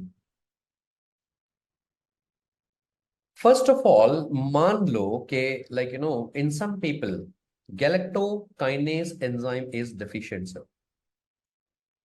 Let me take some other color. First, imagine that this enzyme is deficient. Galactokinase is deficient here, sir. If this enzyme is deficient, that means this reaction is not taking place, sir. If this reaction is not taking place, that means are we able to trap the galactose? Come on, sir. Thoda sa na, please be interactive with me. I think this is all not there in your old notes also. So I'm trying to teach you clinical correlation very clearly this time in depth as we normally teach for the NEET PG students. क्योंकि clinical correlation बहुत आ रहा है. And after I teach, the students will be messaging me, sir, ये चाहिए, ये चाहिए, ये चाहिए. तो पढ़िए. So if this enzyme is deficient, can we trap the galactose? No, we are not able to trap the galactose. Galactose सीधे सीधे cell के बाहर चला जाएगा. Now that galactose is going outside into the cell, outside of the cell. And outside of the cell, the galactose will be going into your blood vessels. I mean to say it is going in the blood. Okay? It is unable to be trapped there. So therefore, welcome here, sir. The first condition that we are learning right now, sir, galactokinase deficiency. Okay. Agar galactokinase enzyme deficient hoga, the first one, then what is going to happen? Okay. If this enzyme is deficient, it will lead to a condition. That condition is known as what, sir? There is an increased level of galactose in the blood. That condition is known as galactosemia. Okay. तो अगर galactosemia होगा, if that enzyme is deficient, galactosemia होगा, that means what is the first point that is happening here, sir? Increased level of galactose in the blood. Okay. अगर galactose blood में बढ़ेगा, तो from the blood it will also excrete in the urine also, right? जब urine में भी जाएगा ना, तो the galactose will be seen in urine also. And when galactose is going in the urine, the test which will be positive here will be the Benedict test, sir. Benedict test will be positive. और ये Benedict test positive कब होता है? When the carbohydrate will be a reducing sugar है. Because the galactose is reducing sugar, sir. Galactose is a reducing sugar. So remember, galactose as well as even the fructose will also be like reducing sugars. So that is the reason why what is going to happen is that Benedict test will be positive in the urine. Benedict test is positive in urine, sir. ठीक है ना? Dr. Aves and other people there, please don't write anything just like that. Okay ना? आप लोग यहाँ पर demyelination पता नहीं क्या क्या लिख रहे हो. Please don't write that one. मैं आपको जितना जैसे सिखा रहा हूँ सीखते जाइए. Please don't write that one. It's not happening that way. Okay? Demyelination यहाँ पर नहीं होता है. ठीक है जी? हाँ. तो आराम से, इसलिए मैं कह रहा हूं आराम से पढ़ते हैं sir. So when the galactokinase enzyme will be deficient, मैं आपको वांटेडली स्लोली बता रहा हूं because there is a lot of correlation here. Normally this will be teaching for PG students and all, इसलिए आराम से समझते हैं. तो जब ये एंजाइम डेफिशिएंट होता है, this reaction will not occur. Galactose is unable to be trapped, therefore it is going out into the blood. और ब्लड लेवल क्या होता है? गैलेक्टोस बढ़ता है. When galactose level increases in the blood, it is going out in the urine. Okay, well and good. Benedict's test is positive. Okay, well and good. Fine. Apart from that, when the galactose level is more in the blood, it is also going into the eyes. I mean to say it is going into the lens. Now, when there is more galactose in the blood, it is also going into the lens. ये जा रहा है lens में. Now, in the lens, what will happen? The problem is that there is an enzyme and that enzyme will be aldose reductase. What is the name of the enzyme? याद रखना जरूरी है sir, aldose reductase.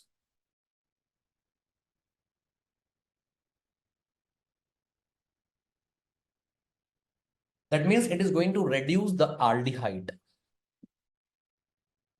Aldose reductase, it's going to reduce the what's aldehyde.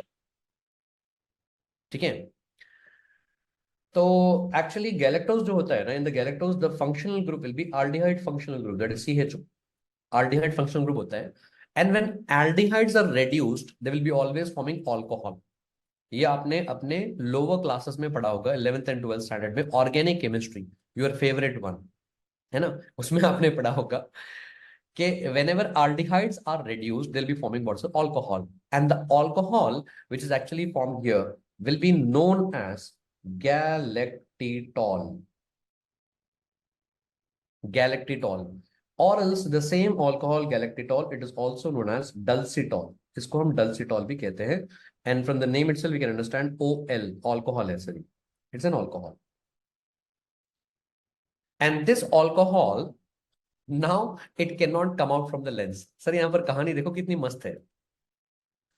अगर ये galactose होता खाली, if this galactose is there, galactose will not trap. मैं आपको क्या पढ़ाना चाह रहा हूं, सुनो ध्यान से. मैं कह रहा हूं बार बार, don't write anything in the chat box there, पहले सुनो ध्यान से. Galactose, galactose can does not accumulate in the lens. Galactose will just go inside the lens, come outside the lens. ये मस्त में टू एंड फ्रो हो रहा है. लेंस के अंदर जा रहा है, लेंस से बाहर आ रहा है, लेंस के अंदर जा रहा है, लेंस से बाहर आ रहा है. Nothing problem with the galactose. The problem comes when this enzyme will act on that one. When that enzyme will act on that one, which aldose reductase enzyme will convert that to alcohol, khatam. Now this alcohol cannot come out of the lens. Lens के बाहर वो alcohol नहीं आ सकता है. That's the reason why what is going to happen, that alcohol will accumulate there, and because of the osmotic difference, because of the osmosis, what is going to happen, it will also absorb water inside that one, water accumulating, alcohol accumulating, and that lens now it will be showing the cataractic changes. तो यहाँ पर हो जाता है cataract. क्या होता है यहाँ पर? Because of this one, cataract होता है. And that cataract which will be happening here is known as what, sir? Oil drop cataract will occur. तो which cataract will occur because of this one, sir? Oil drop cataract. अब आप मुझे ये बताइए sir, question number 1. तो please answer me the question number 1 here. Oil drop cataract will occur due to what? Is it due to galactose? Many of the students are answering that oil drop cataract will occur due to galactose. Remember, not galactose. Oil drop cataract will occur due to which substance? It is occurring due to galactitol or dulcitol. Pehla sawal. First misnomer is very clear. And now if they ask you, कि oil drop cataract is occurring due to which enzyme? And the enzyme will be aldose reductase. Both the questions has been asked in your exam. Take care about that one. Not due to galactose, it is due to galactitol. Is this concept very clear? Is this concept very clear here, sir? Galactosemia wala? So I repeat this kahani again here, my dear friends. I hope the concept is like must interesting in biochemistry. When the galactokinase enzyme is deficient, if this enzyme is deficient here, then what is going to happen here? Galactose cannot be trapped, and that is actually going out into the blood. And once the galactose is going out in the blood, what is going to happen? There'll be increased level of galactose in the blood, and that will go out in the urine. And then that in the urine, what is going to happen, sir? That Benedict test will be positive. Apart from that, the galactose will also accumulate in the lens, and that will lead to what, sir? Yes, conversion of galactose into galactitol, and that will lead to what? Oil drop cataract. Yes, it is due to precipitation of dulcitol into the lens. ठीक है ना? Then Dr. Aves is telling medicine भी पढ़ाए थे sir. Medicine में भी पढ़ाए थे सर, पता नहीं क्या है. अगर मेडिसिन में पढ़ाए थे तो फिर गलत आंसर क्यों कर रहे थे अभी? डीमाइलिनेशन कुछ भी. So that is about the galactokinase deficiencies. हो गया? Done. Should I go ahead now? Are you clear with this one here? चलो सर. I mean सर, आप पढ़ाओ मेडिसिन. अच्छा, मैंने समझा आपने मेडिसिन में ऑलरेडी ये पढ़ रखा है. I thought you already studied this in medicine. मैं मेडिसिन पढ़ा हूँ। नहीं नहीं भाई, एनाटॉमी एक बायोकेमिस्ट्री बहुत है। चलो next sir. Now after this one the next thing will be, now for example what is going to happen in some people, in some people galput will be deficient.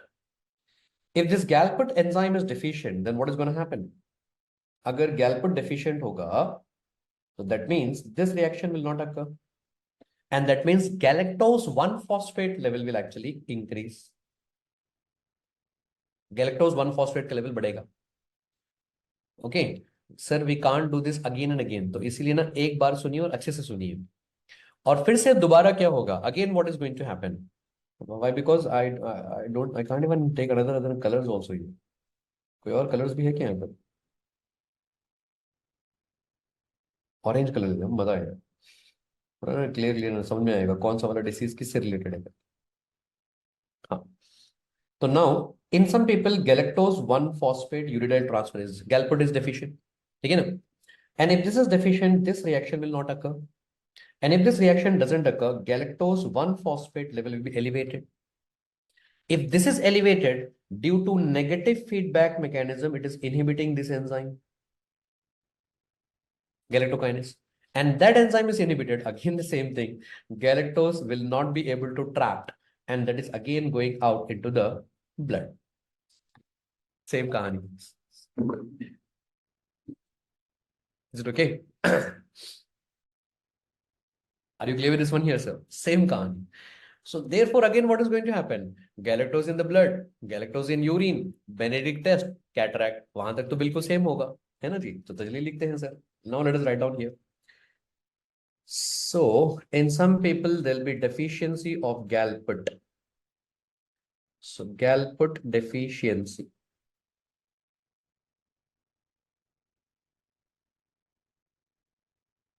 When there will be deficiency of galput, then what is going to happen, sir?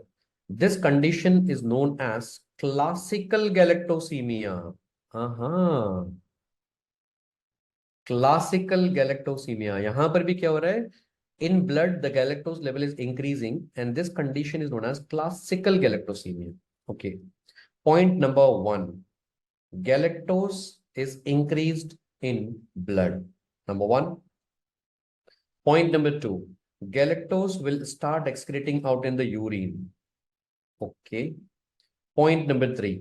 अगर ये urine में जाएगा तो therefore Benedict's test will be positive. Benedict test is positive in urine, sir, because that is galactose is a reducing sugar. And apart from that, that same story, I'm not going to repeat that again. So kya hoga? That is also going into the lens, and in the lens, what is going to happen, sir? There is a aldose reductase enzyme converting that into galactitol and all that will lead to what, sir? Cataract. यहाँ पर भी cataract होगा. Oil drop cataract. Till here, it is absolutely same in both the diseases. Galactosaemia and classical galactosaemia यहां तक बिल्कुल same है sir. यहां तक कोई दिक्कत? Any problem till here? Any problem till here sir? चलिए sir, no sir, good, thank you. Now I tell you sir, I take you in depth right now. एक बार सुनना होगा, अच्छे से सुनना होगा, we can't repeat this again and again sir, ठीक है ना? Is it okay, clear? Shall we go head now? Now my dear friends, खतरनाक point here sir, welcome here. The खतरनाक point here is that when galput is deficient, when this enzyme is deficient, this reaction is not taking place. Now this substance is getting accumulated, sir. That substance is getting accumulated here, sir. Which one? Galactose 1 phosphate is getting accumulated. Okay. So now, which substance is getting accumulated here, sir? There is an increased level of galactose 1 phosphate. But in this, my dear friends, remember, I am not concerned with galactose. गैलेक्टोज का क्या होगा वो तो मैंने आपको बता दिया। If galactose is getting accumulated, what will happen? I told you already. Now we are concerned with the phosphate group here sir. I mean to say not only galactose is accumulating here, that phosphate group उसके साथ में attached है, तो वो भी उसके साथ में क्या हो जाएगा? एक्यूमुलेट हो जाएगा, कंबाइन हो जाएगा।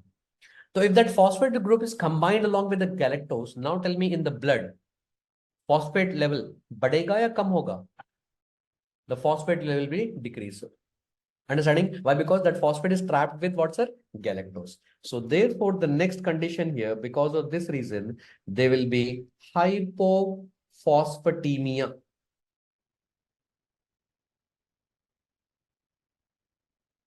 Hypophosphatemia. Are you understanding the beauty here, sir? Hypophosphatemia. Come on, my dear foreign medical graduates. Are you understanding? आप यहाँ पर ये मत बोलो कि क्लिनिकल कंडीशन हमको समझ में नहीं आता, इतना क्लियरली आपको बता रहा हूँ यहाँ पर, ठीक है ना? तो in this condition, what is happening when gallpit is getting accumulated? Yeah, don't ask me, yaar. I'm telling you very clearly already three times. Already three times I'm telling you. You're telling me again, repeat. I don't know what you're doing there. इसलिए मैं आपको पहले ही बता रहा हूँ, don't get distracted here and there, sir. ठीक है ना? Yes. So what is going to happen here? पहले ही ना, it's all getting very much cluttered here. So we cannot repeat it again. Are you understanding? Already it is getting very much cluttered here. When galput is deficient, this reaction will not occur. If this reaction doesn't occur, then galactose 1-phosphate will accumulate. We are not concerned with galactose. Galactose accumulate होगा तो क्या होगा, मैंने आपको बता दिया. I told you about that one. What will happen with galactose? But now even phosphate is trapped along with that one. So therefore, in the blood, what will happen? Phosphate level is decreased because phosphate is trapped with galactose. We are not having free phosphate group available in the blood. Hypophosphatemia. Hypophosphatemia. Are you getting me?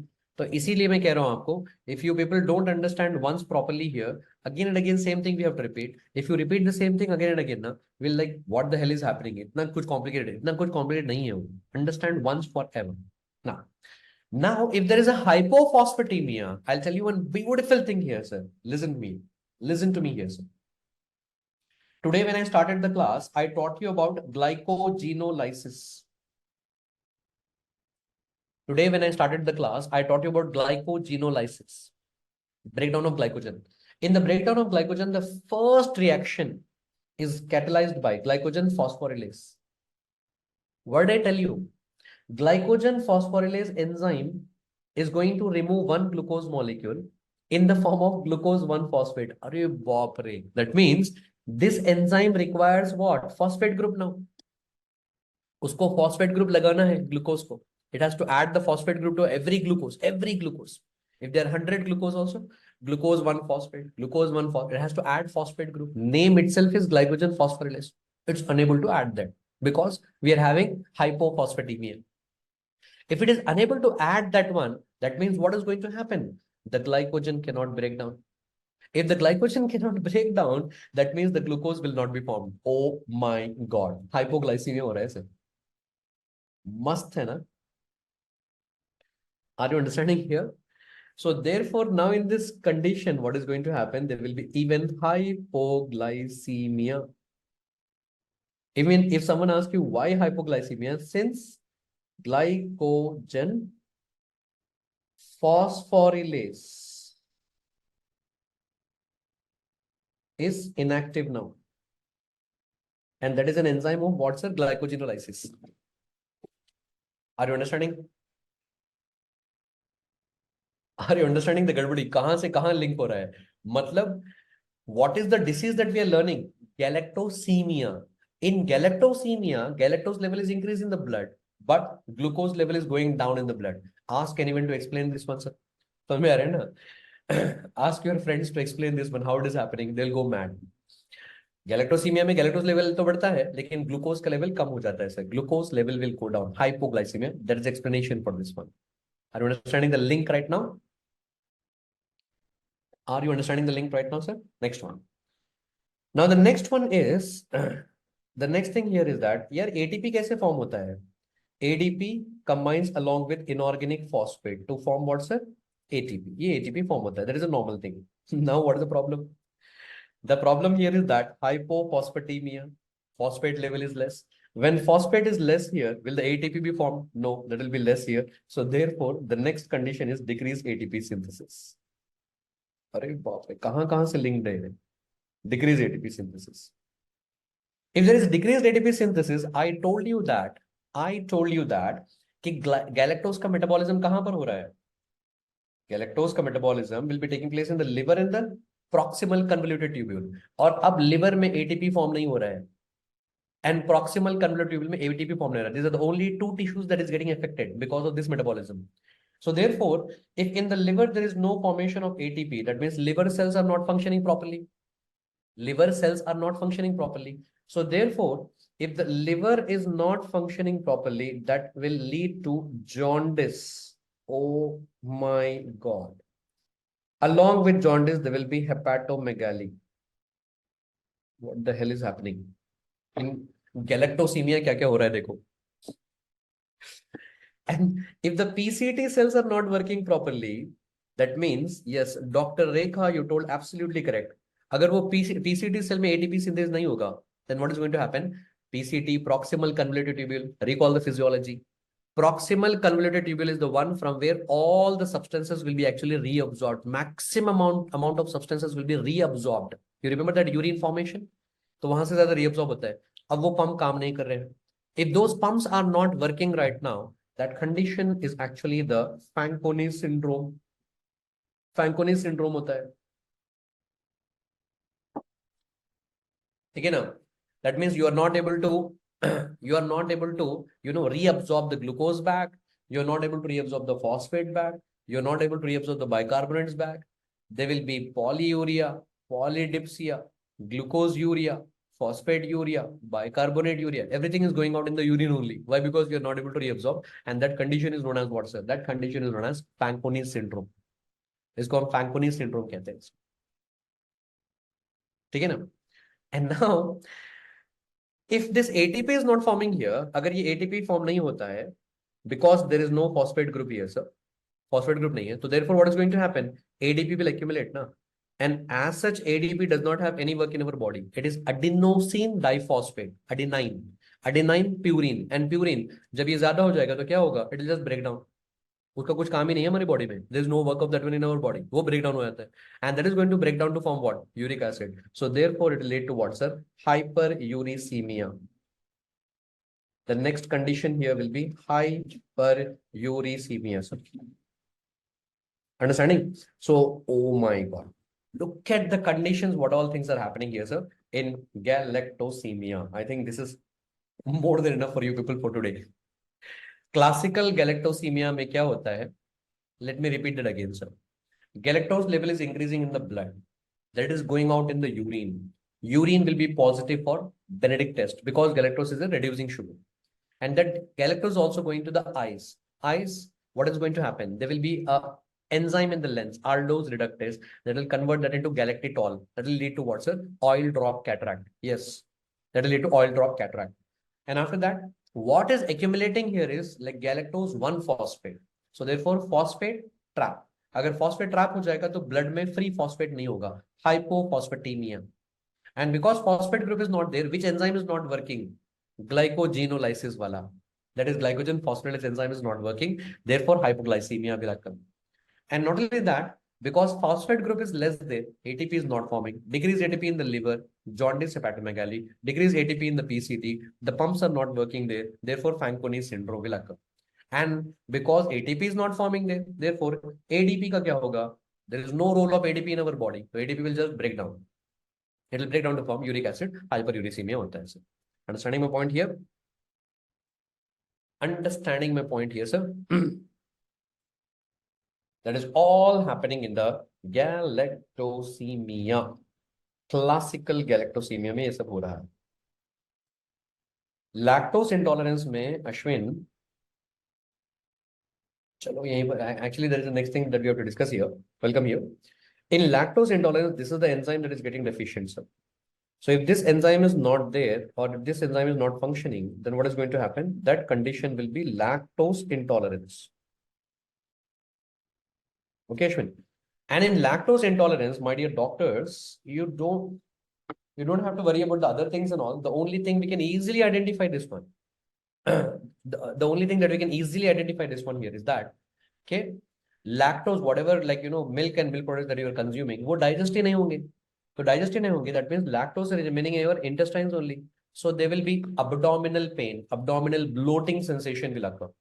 The bloating and all those things will occur. That will be given in the exam. So if those words are given, bloating, abdominal pain वगैरह हो रहा है, that is nothing but what, sir? Lactose intolerance. तो उसमें abdomen वाले symptoms दिए जाएंगे. The abdomen वाले symptoms will be given to you, not all these things.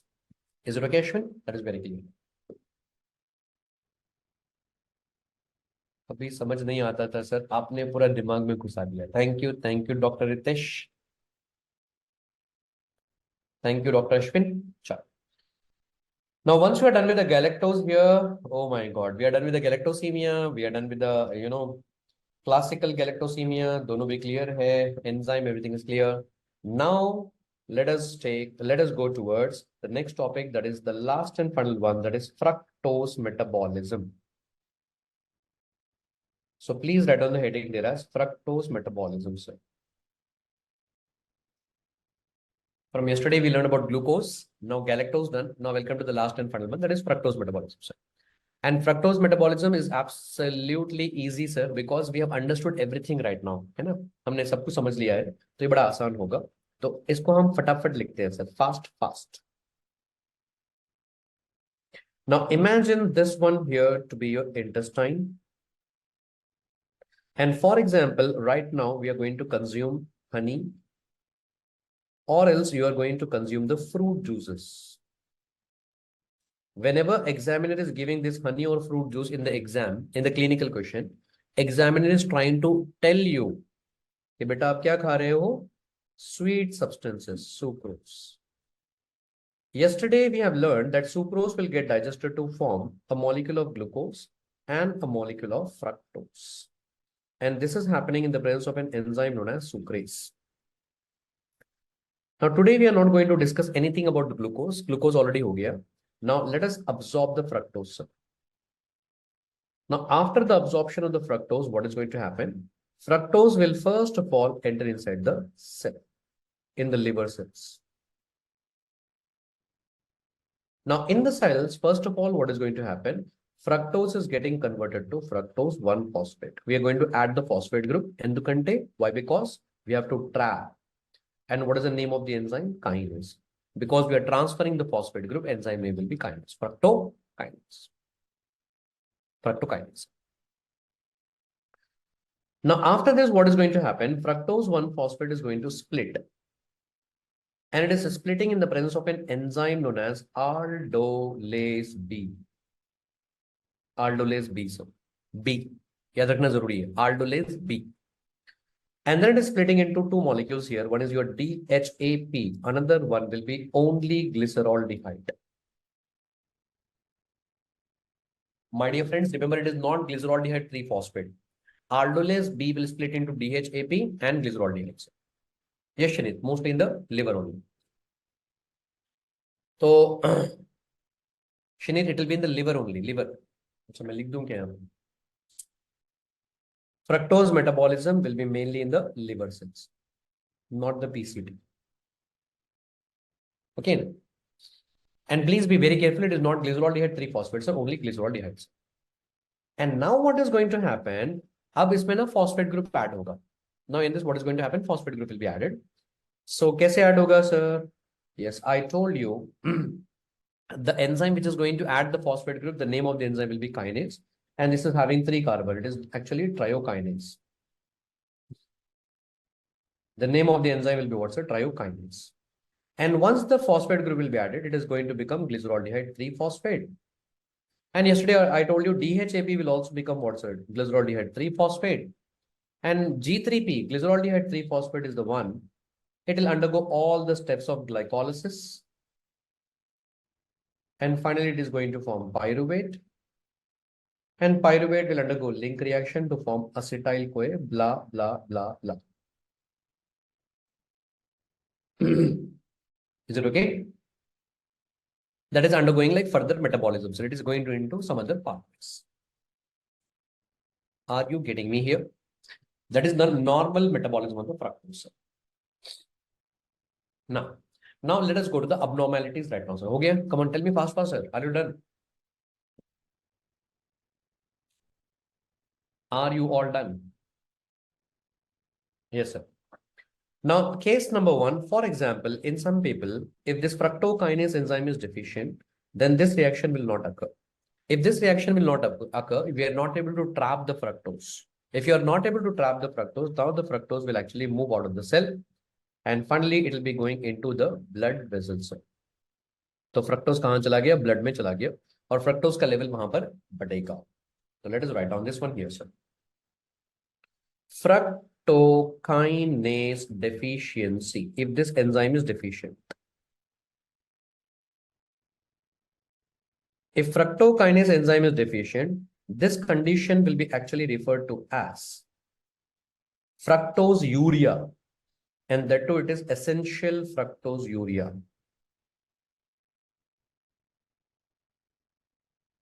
Essential fructose urea, sir. I'll tell you why. What is happening in this one? Number one, increased level of fructose in blood. And that increased level of fructose in the blood will also excrete in urine. And in this, the urine will be showing positive Benedict test. The Benedict test will be positive in this one. Benedict test will be positive in this one. That's all. Nothing else beyond this one. इसके अलावा कुछ भी नहीं है. इसके अलावा कुछ भी नहीं है. ठीक है ना? Apart from these features, nothing else features. No other features in this one. इसीलिए क्या होता है ना, like most of the time, this disease, that is essential fructose urea, पता भी नहीं चलता है, अननोटिस रहता है. एक्सीडेंटली अगर यूरिन टेस्ट कभी किया तो यूरिन टेस्ट में बेनेडिक्ट टेस्ट अगर पॉजिटिव आ गया, if it is positive, then हमको पता चलता है यार either it should be due to galactose और it should be due to fructose करके. एक्सीडेंटली पता चलता है. It is why we are using the word essential fructose urea. Sir इसमें लेंस वाला पंगा नहीं है क्या? ऑफ कोर्स वो भी तो पंगा है ना. दैट इज आल्सो पंगा is there. Now what is going to happen? Yes, that fructose in the blood will also go to lens. And in the lens, what is going to happen? Fructose से तो कुछ problem नहीं है. No problem with the fructose. It will go inside the lens and come outside.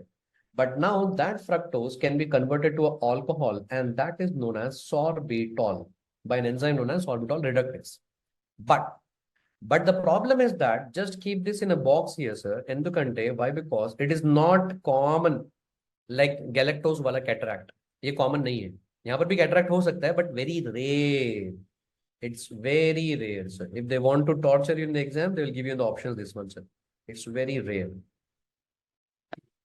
Fructose is also getting converted to alcohol, and that alcohol is sorbitol, but that is very, very rare, sir. It is not very common क्योंकि वो enzyme उसको immediately convert नहीं कर सकता. It can't convert that much.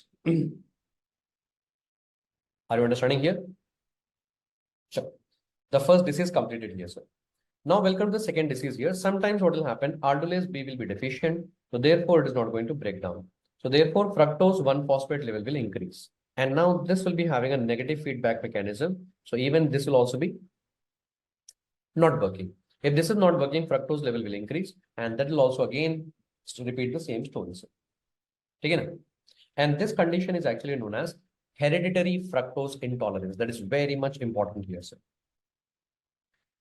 लिखिए वहां पर sir. So what is the enzyme deficient? Enzyme deficient will be aldolase B. If aldolase B enzyme is deficient, then which disease it will occur, sir? It will lead to hereditary fructose intolerance. This leads to hereditary fructose intolerance. Now please repeat the story. क्या होगा इसमें? Number one, I told you now again and again same thing, sir. So number one, what is going to happen? Increase fructose in blood. So this will also go in the urine. There will be increased fructose in urine. So therefore the Benedict test will be positive, sir.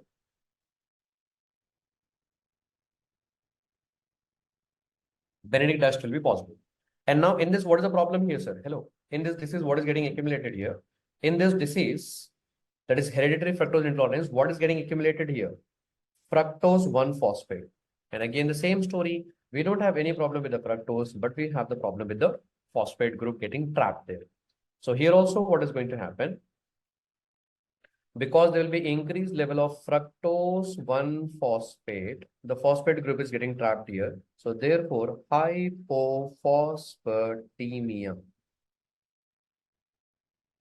और अगर phosphate group accumulate होगा So glycogen phosphorylase enzyme will not work. So therefore, what is going to happen, sir?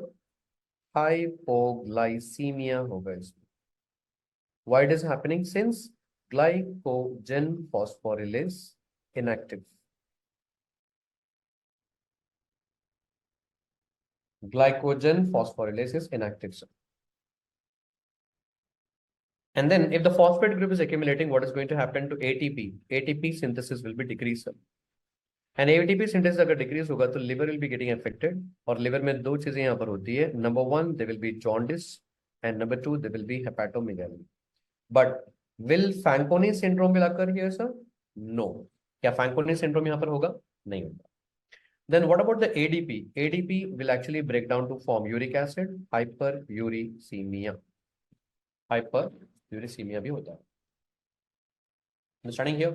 So that is how you can actually differentiate between the hereditary fructose intolerance and galactosemia. Hereditary fructose intolerance में यहाँ पर क्या होगा sir? Fanconi syndrome नहीं होगा.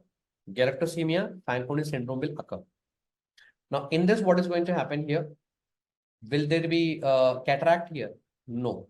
And then galactosemia, there will be cataract, sir. So with these two things, we can actually identify, sir, this problem. ठीक है ना? और एक और चीज यहाँ पर याद रख लीजिए. Remember one more thing here. One more difference that you can see here is that until and unless the mother was feeding, there'll be no problem, sir. Mother feeding, no problem. नहीं तो problem. ठीक है ना? But the moment they will be shifting from the feeding from the mother to that normal formula, वो होता है ना जो will be like for the babies, what will happen after the mother feeding is done, then the formula feeding will be started, sir. So when you start feeding with that formula feeding, all that पता नहीं क्या क्या होता है यार, वो ना होता है ना, क्या क्या होता है, lactogen, पता नहीं क्या क्या, हाँ, something lactogen, Aves is telling lactogen and all. So in that formula feeding, what will happen? There will be a lots and lots of table sugar added, sir. तो जब टेबल शुगर ज्यादा हो जाता है ना, द सुक्रोज ज्यादा हो जाता है ना, then what will happen, the baby will start showing this symptoms here. तो आपको ना क्लिनिकल क्वेश्चन में ये वर्ड दिया जाएगा आपको, ओके ना, the baby was shifted from the mother feeding to the formula feeding, then what is going to happen is that these kind of conditions will start showing in. Understanding here? That is exactly the same explanation. That is the reason why I taught you very detail about the galactose metabolism, and it's absolutely the same here. The differences you can very clearly see in your books there. Is it okay? That is about hereditary fructose intolerance. Is it okay? And by this, we are done with glucose, galactose, and the fructose, sir. Now let's get started with this session here right now, sir. Please write on the heading there as glucose transporters, guys. Now glucose transporters, remember, they'll be actually divided into two categories: sodium dependent and sodium independent transporters. Okay? So glucose transporters, I told you in the very beginning of the topic that there'll be GLUT1, 2, 3, and 4. First of all, you're going to learn about the GLUT1 and GLUT3 together, sir. Now, why do you have to learn about these two together? Why? Because remember, GLUT1 and 3, they will be present in most of the tissues. Okay, now? And especially you people actually have to remember, they'll be present in neurons, as well as they'll be present even in the RBC also, GLUT1 and 3, as well as they will be also present in the placenta. So they'll be present in the neurons, they'll be present in the RBC as well as the placenta, sir. Okay, or else we will just make like a table only, na? So we are going to write down the name of the glucose transporter and the location of the glucose transporter, and then we are going to write down any special feature of this one, sir. Okay, now what is the special feature of GLUT1 and 3? They are actually concerned with basal uptake of glucose, sir. Now, what is the meaning of basal uptake of glucose? These transporters actually have the ability to take up the glucose even though if there is less amount of glucose in our body, sir. Even though suppose if we are suffering with hypoglycemia, less amount of glucose, they have the ability to take up the glucose, guys. That is known as basal uptake of glucose. And that is how you can actually correlate and remember these are present on neurons actually. Because our brain requires glucose in every condition. Suppose suddenly, if you miss your meal or if there is some delay in taking the meal, and suppose if your glucose level goes down, can you tell your brain that, oh, I did not take the meal just now, so adjust for some time करके ना? Brain को तो glucose चाहिए चाहिए. अगर वो बंद हो जाएगा तो खत्म, आप बंद हो जाओगे. तो समझ में आ रहा है? So God has given like GLUT1 and 3 in your neurons, in RBC and the placenta. Why? Because there should be no shortage of glucose over there. Even though the glucose level is less, it will be having the ability to, attract that glucose and take up that. Is it okay? That is known as basal uptake of glucose, sir. Next one. The next one that we are going to learn is GLUT2, sir. Now, GLUT2, first remember, they'll be present on the liver cells and they'll be also present on the beta cells of pancreas. And they will also be present on the kidney cells, sir. Okay? And in the kidney, of course, they'll be present on the PCT only, sir. Proximal convoluted tubule, sir. Okay? So they are present on the liver cells and the beta cells of the pancreas and on the kidney. Now, what is the special feature of this one? Remember, with this GLUT2, sir, they are going to help in two-way movement of the glucose. So they will allow the entry as well as the exit of glucose. I'm just writing in simple words. They'll actually allow the two-way movement of the glucose. अरे यार आप सबको पता है ना, just now I taught you before the break. Remember with the example is liver. The glucose will enter inside the liver also, as well as the glucose will come outside of the liver also. So glucose के ऊपर जो transporter होता है जो two way allow करता है, it will be allowing the glucose to enter also as well as come out also. So GLUT2 transporters are present on liver, the beta cells of the pancreas as well as the kidney also. Remember like that. And now welcome to the most important one, GLUT4, GLUT4. And the GLUT4 transporters are located on skeletal muscle. Number two, they are located on adipocytes, and even the cardiac muscles. I mean to say on the heart, or you can also write down as cardiac muscles. Now, why it is so much important here, sir, GLUT4? Why? Because GLUT4 transporters are the one which are insulin dependent transporters. These are the insulin dependent transporters, sir. That is the special feature of this one, GLUT4. Insulin dependent transporters, sir. Now, what is the meaning of this one here? Yeah, Stuti is telling that this was the question asked in the exam. Yes, thank you. Now, what is the meaning of this insulin dependent transporters here, sir? Why? Because remember here, for example, if this one is your blood here, or for example, abhi ne break liya tha. In the break just now, I had my lunch right now. After having the lunch, what is going to happen? Of course, blood glucose level will increase. Okay. और जैसे ही blood में glucose level बढ़ जाता है, your pancreas will start secreting the insulin, sir. और ये insulin क्या होता है? It will go and act on your skeletal muscle as well as your adipocytes, cardiac muscles and all. So when the insulin is acting on this one, what is going to happen? Under the action of insulin, what is going to happen?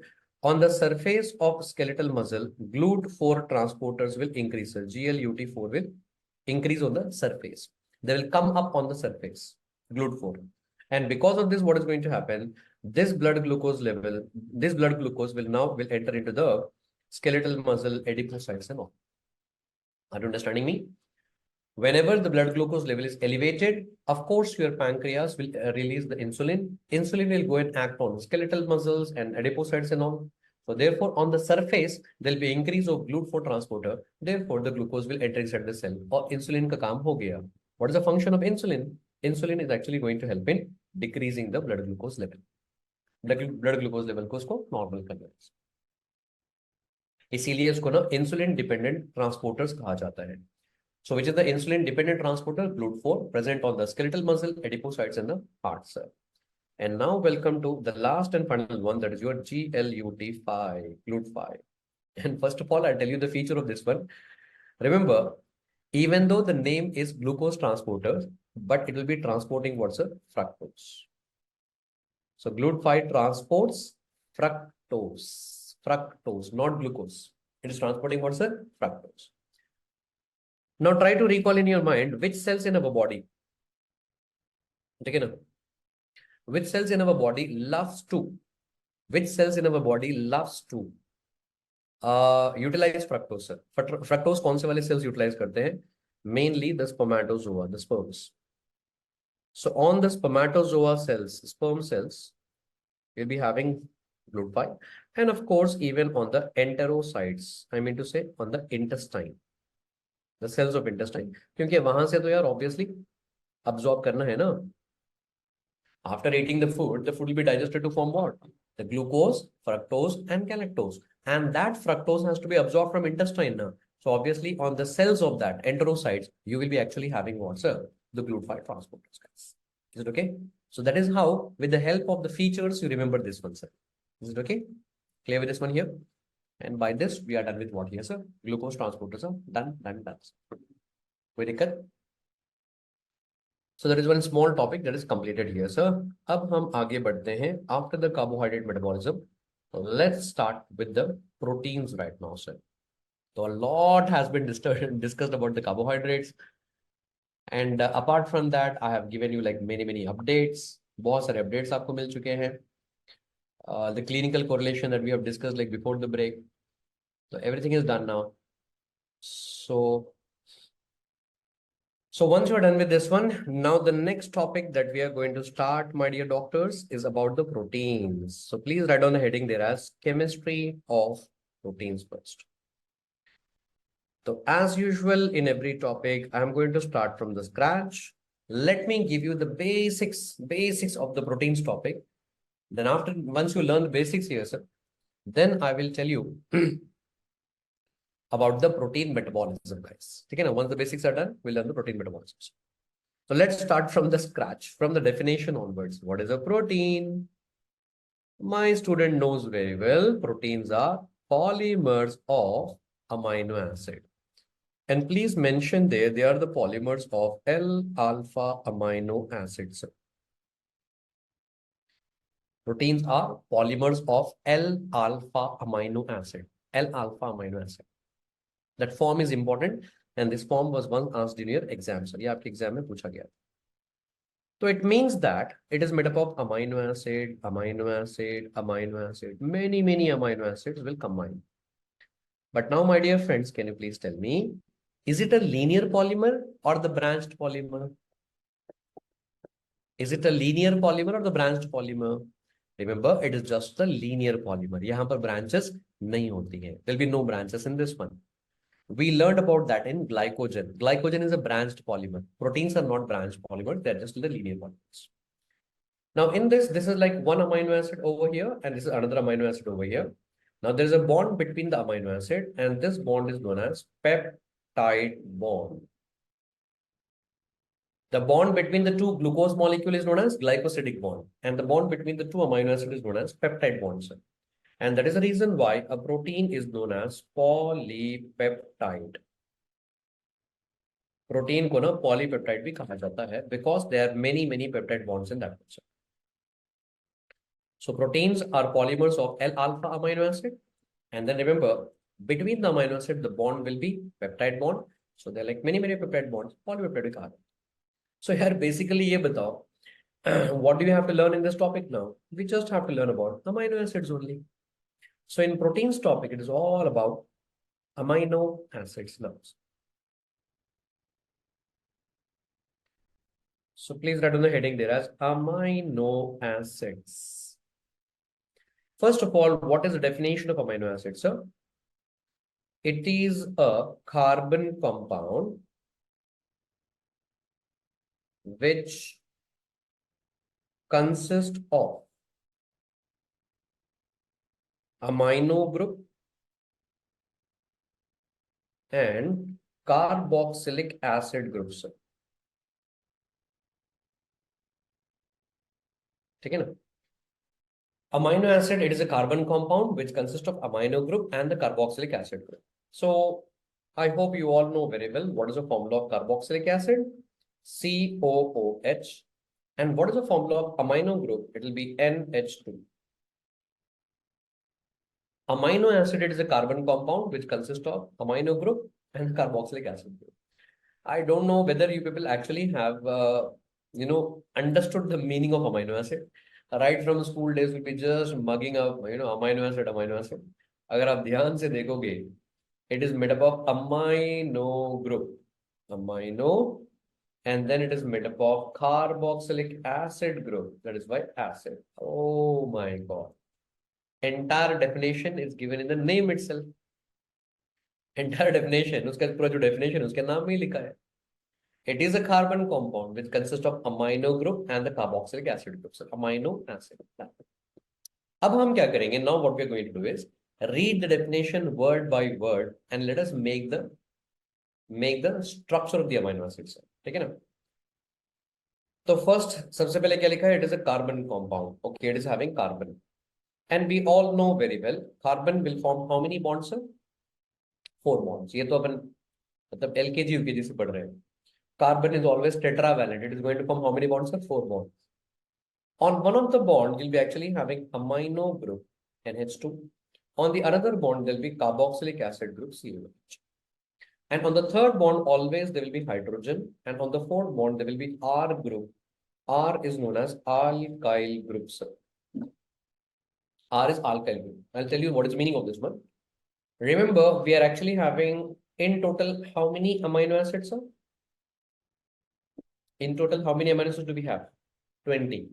Now, out of the 20 amino acids, remember, this much structure will be absolutely the same in all 20 amino acids. In all the 20 amino acids, this much structure will be absolutely the same, sir. Carbon, amino group, carboxylic acid, hydrogen, ये बिल्कुल same होता है. The only and only one thing which will be different will be the R group.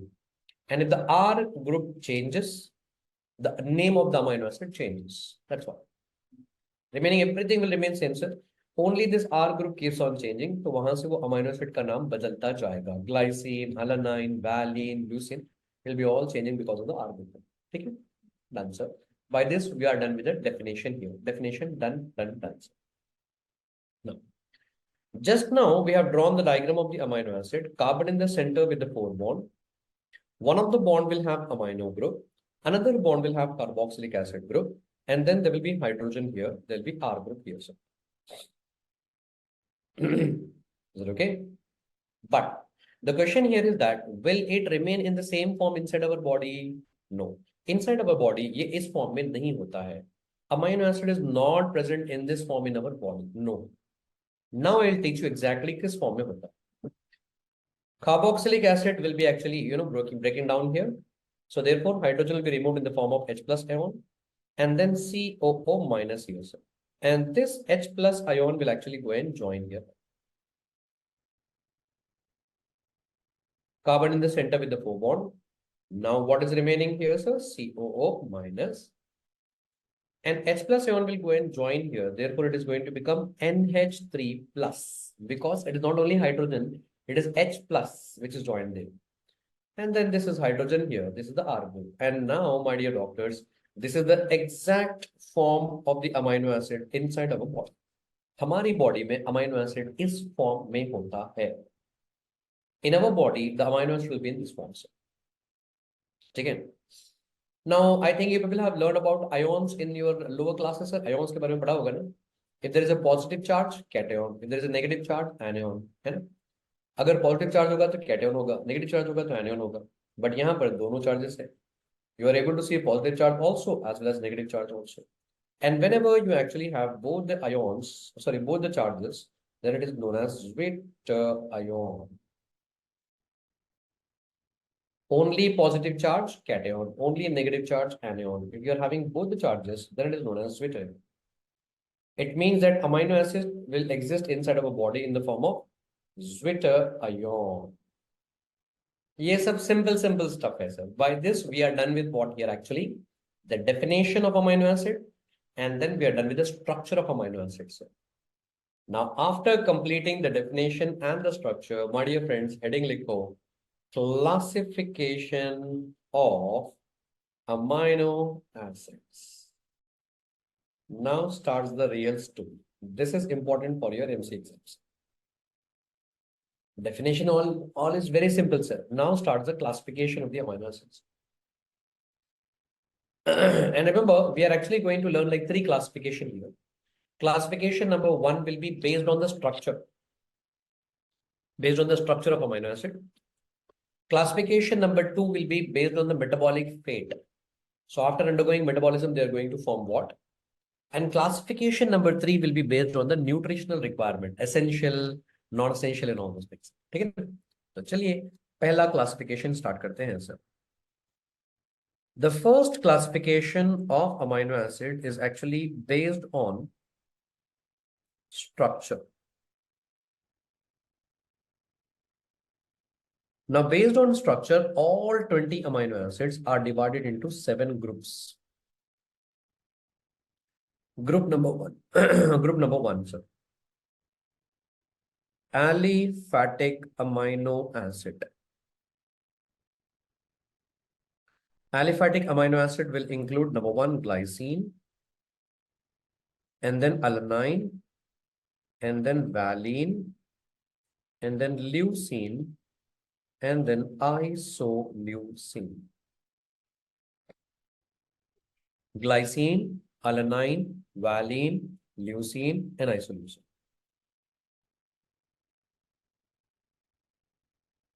And then group number two will be hydroxyl group containing amino acids. Hydroxyl group containing amino acid. My dear doctors, can anyone tell me what is the formula of hydroxyl group? Hydroxyl group का formula, formula क्या होगा? OH groups. Very nice, Dr. Alicia. That is OH group. OH group will be hydroxyl groups. Now, the hydroxyl group containing amino acid will be number one, they will be serine, and number two, they will be threonine. I'm telling you slowly here. Why? Because I want you to repeat that names in your mind and learn it right now. Abhi ke abhi. Okay? Learn it right now, sir. Then number three, sulfur containing amino acid. Sulfur containing amino acid will be number one, there will be cysteine. And number two, there will be methionine. Cysteine and methionine will be sulfur containing amino acids. Group number four will be acidic amino acid. Acidic amino acid will be number one, there will be aspartic acid. Number two, there will be glutamic acid. Number three, there will be asparagine. And then number four, there will be glutamine. Aspartic acid, glutamic acid, asparagine, and glutamine, sir. Number five will be the basic amino acids, sir. Now, what are the basic amino acid? There will be lysine. And then you'll be having arginine. And then there will be histidine. Histidine. Then group number six will be the very, very important and the very famous one, aromatic amino acids. Aromatic amino acid will be number one, there will be tyrosine. Number two, there will be tryptophan. And number three, you'll be having phenylalanine. Tyrosine, tryptophan, and the phenylalanine, these three will be the aromatic amino acids. And these three are aromatic amino acid. And after that, the last and final one, the seventh group will be actually the amino acid. It's not amino, it's actually amino acid. Because if you look at the structure, there'll be a amino ring karke hota hai. And the amino acid will be actually the proline or proline, whatever you love to tell. So these are the 7 groups based on the structure. Based on the structures. Based on the structure, it is divided to how many groups, sir? Like 7 groups. It is done. And from the name itself, you can understand. Like some of the amino acids are having sulfur, some of them are having OH group, hydroxyl group, some are basic, some are acidic. So based on that structure, it is divided to how many types, sir? Like 7 groups. Now, let us add one point here itself. Out of all the amino acids, sir, which is the simplest amino acid? Remember glycine. Glycine is actually the simplest amino acid. Not only that, it is actually the smallest amino acid also. And out of all the amino acid, remember, valine, leucine, isoleucine, these are known as branched chain amino acids. In short, they will be like BCAs. BCAs, branched chain amino acids. Branched chain amino acid. Are you clear with this one? Sure. If this classification is done, now welcome to the next one here, sir. I told you how many classifications we are going to learn. We are going to learn like 3 classification. Classification number 2 is based on nutritional requirement. Nutritional requirement. Okay, now based on nutritional requirement, we all know very well the amino acids are divided into 3 categories. Number 1, essential amino acid. Number 2, semi-essential amino acid. Number 3, there will be non-essential amino acid. Essential amino acid, semi-essential amino acid, and then non-essential amino acids. ठीक है ना? और यार इसका ना definition मुझे बताने का जरूरत नहीं है आपको. You know the definition very well. What is the meaning of essential amino acid? Are they produced in our body? Come on, tell me. Essential means क्या ये हमारी बॉडी में प्रोड्यूस होते हैं कि नहीं होते हैं? No, it is not produced in our body. Because it is not produced in our body, it is essential to actually take them in our nutrition. Take them in our diet. हाँ, इसीलिए उसको क्या कहा जाता है? Essential amino acid कहा जाता है. क्या कहा जाता है?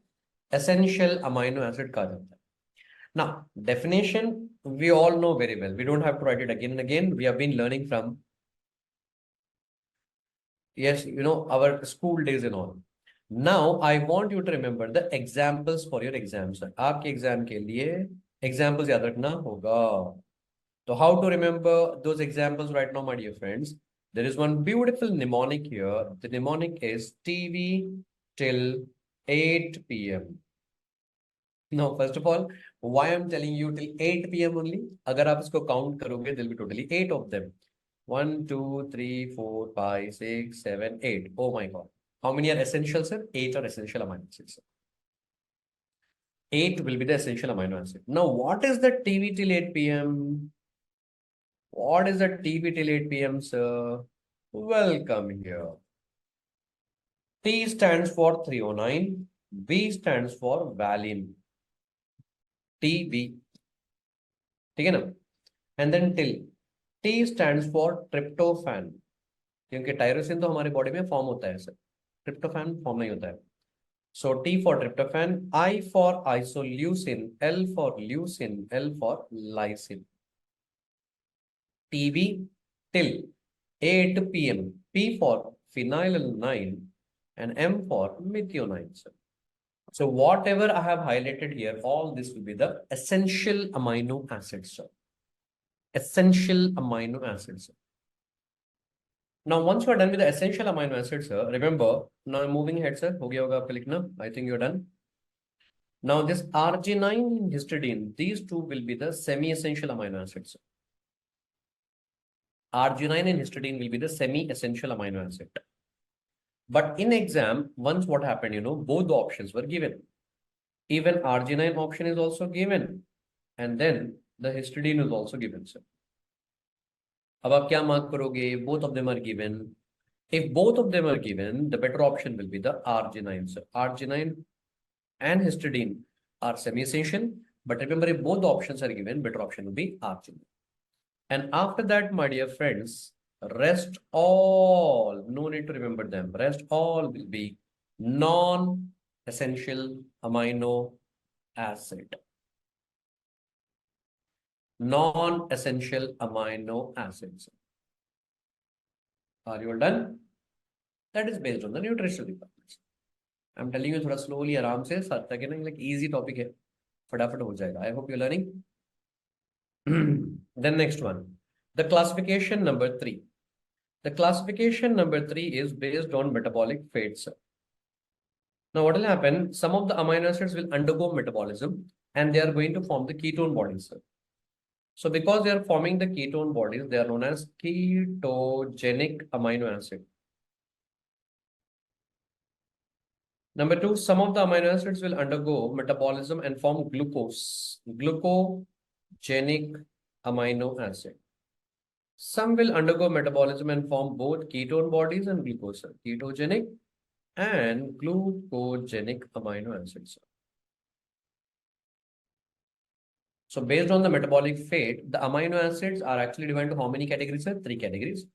One will be ketogenic, another one is glucogenic, another one is both glucogenic and ketogenic. So, now again the same thing, we have to learn the examples right now, sir. Example. Now the good news is that already I taught you the examples yesterday itself, sir. Kaise? How? Do you all remember LPGA? Gluconeogenesis. Formation of glucose from the non-carbohydrate sources. And I told you yesterday a lot of times that out of 20 amino acid, 18 amino acid has the ability to form the glucose. 18. 18 amino acids can form the glucose. Okay, so remember, which two amino acids are not forming the glucose? Leucine and lysine. Why? Why? Because those two will be actually ketogenic, sir. So leucine and lysine, these two will be ketogenic. Ketogenic. They are not going to form the glucose. Acha. If both the options are given, the better option will be which one, sir? Leucine. Leucine is like more ketogenic. Now, welcome to glucogenic and ketogenic amino acids, sir. How to remember this one, right? First of all, write down all the aromatic amino acid. That is tyrosine, tryptophan, and then the phenylalanines. Tyrosine, tryptophan, phenylalanine, all aromatic. And along with the aromatic, remember isoleucine. So I remember like this here, sir, aromatic plus isoleucine. Aromatic plus isoleucine. But some of the students want some mnemonic for this one. You can remember with the mnemonic as PITT, PIT, sir. And this PIT, P stands for yes, sir. P stands for phenylalanine, I for isoleucine, T for tyrosine, T for tryptophan. Whatever, do something, remember, sir. Now, once you remember, remember leucine, lysine, ketogenic, remaining or glucogenic and ketogenic, and then remember, rest all will be what, sir? Glucogenic amino acids. Rest all. That's all. Rest all will be glucogenic. So there are many which are having the ability to form the glucose, sir. We don't have to learn. So in this manner, we can actually learn the classification of amino acid. Very much important. ठीक है बच्चों. Hello बच्चों. So one is based on the metabolic fate, another one is based on the nutritional requirement, another one is based on the structures. Chalo. So now basically in the chemistry of proteins topic, sir, we are actually done with what here?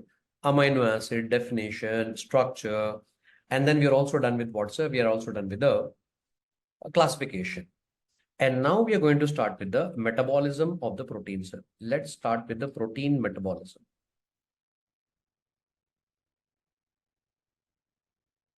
Dr. Rekha is like, good, we can stay long, sir. Very no problem. See, that is the way, that is the reason why I'm comfortably starting the class from 2 o'clock now. The morning time is all your time. And I heard that, most of the foreign medical graduates, they're not like early morning people like me. है ना? So early morning तो अपने से होता नहीं है. तो evening time you are like very much active. है ना? So that is why I'm teaching at this time, sir. Active time.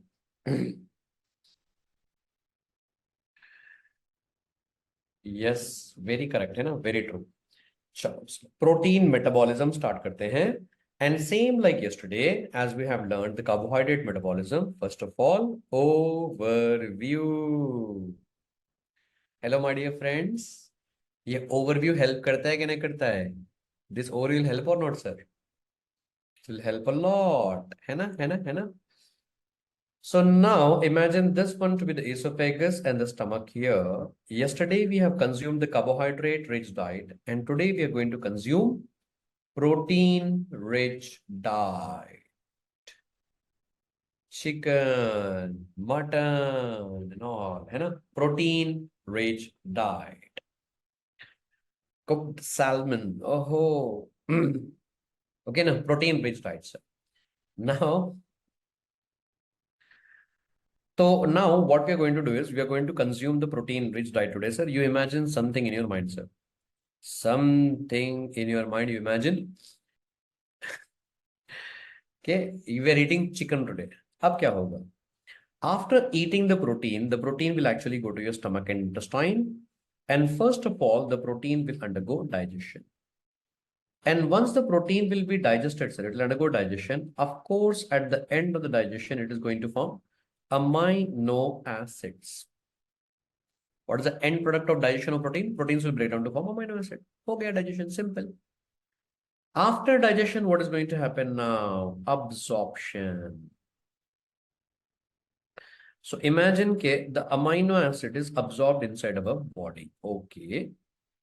Just now we have learned that amino acid means there'll be carbon in the center, NH3 plus here, carboxylic acid here, hydrogen here, and the R. So from today onwards, the moment you listen the word as amino acid, in all the 19 subjects, this structure should come in your mind, sir. Amino acid means this is the structure.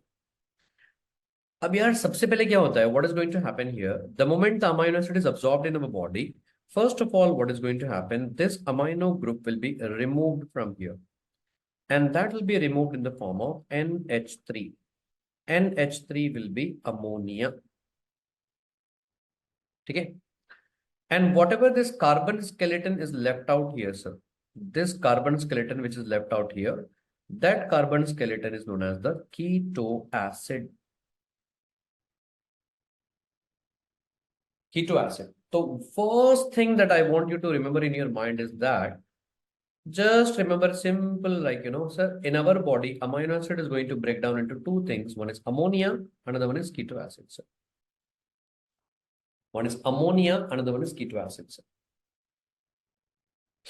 Amino acid will break down to ammonia and keto acid, sir. Now what we'll be doing is, first of all, let us not concentrate on the keto acid. First of all, let us concentrate on ammonia right now, sir. I think I told you yesterday also, right? Ammonia, is it a good substance? No. It is not a good substance. It is very bad. So it is a toxic substance.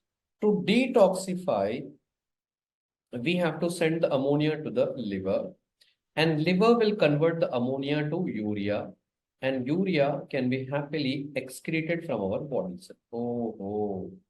So this is what is actually happening. This is what is actually happening here.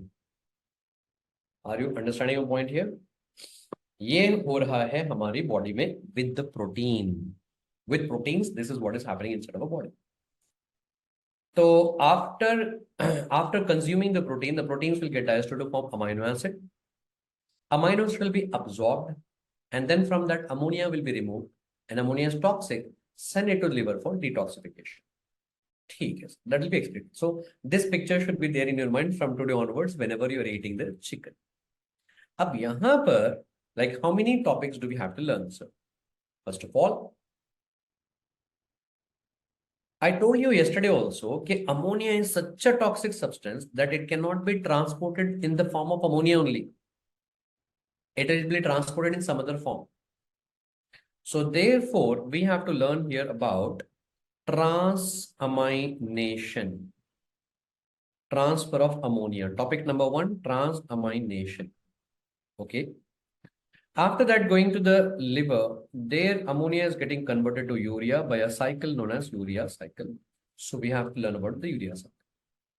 So in this entire overview, what you're able to understand, sir, we have to learn like 2 topics here. Number 1, transamination. Another one is urea cycles. ये 2 topic हमको पढ़ना है. Let's start with the first topic now, that is transamination.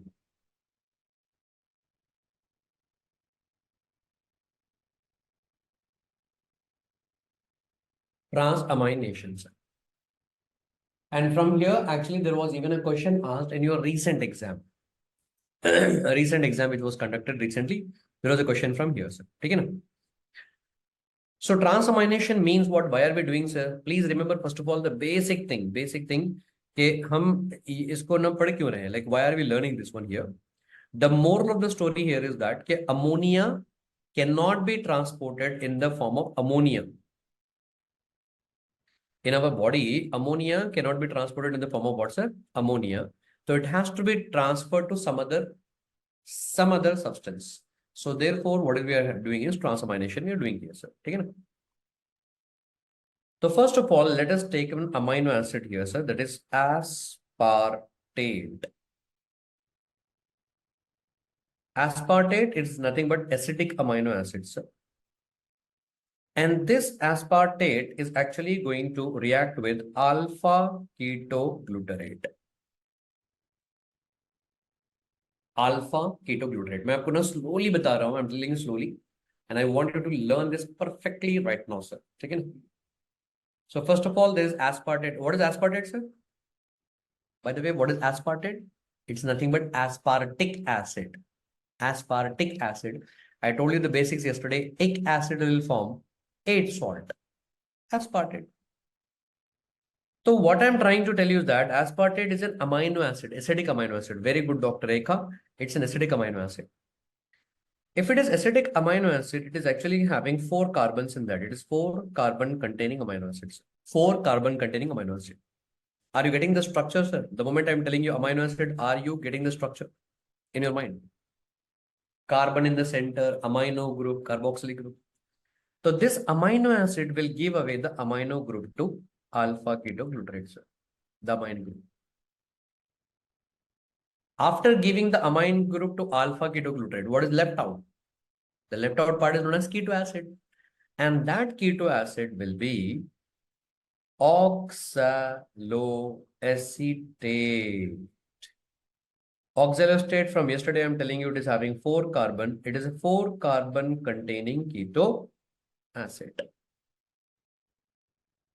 4 carbon containing keto acid, sir.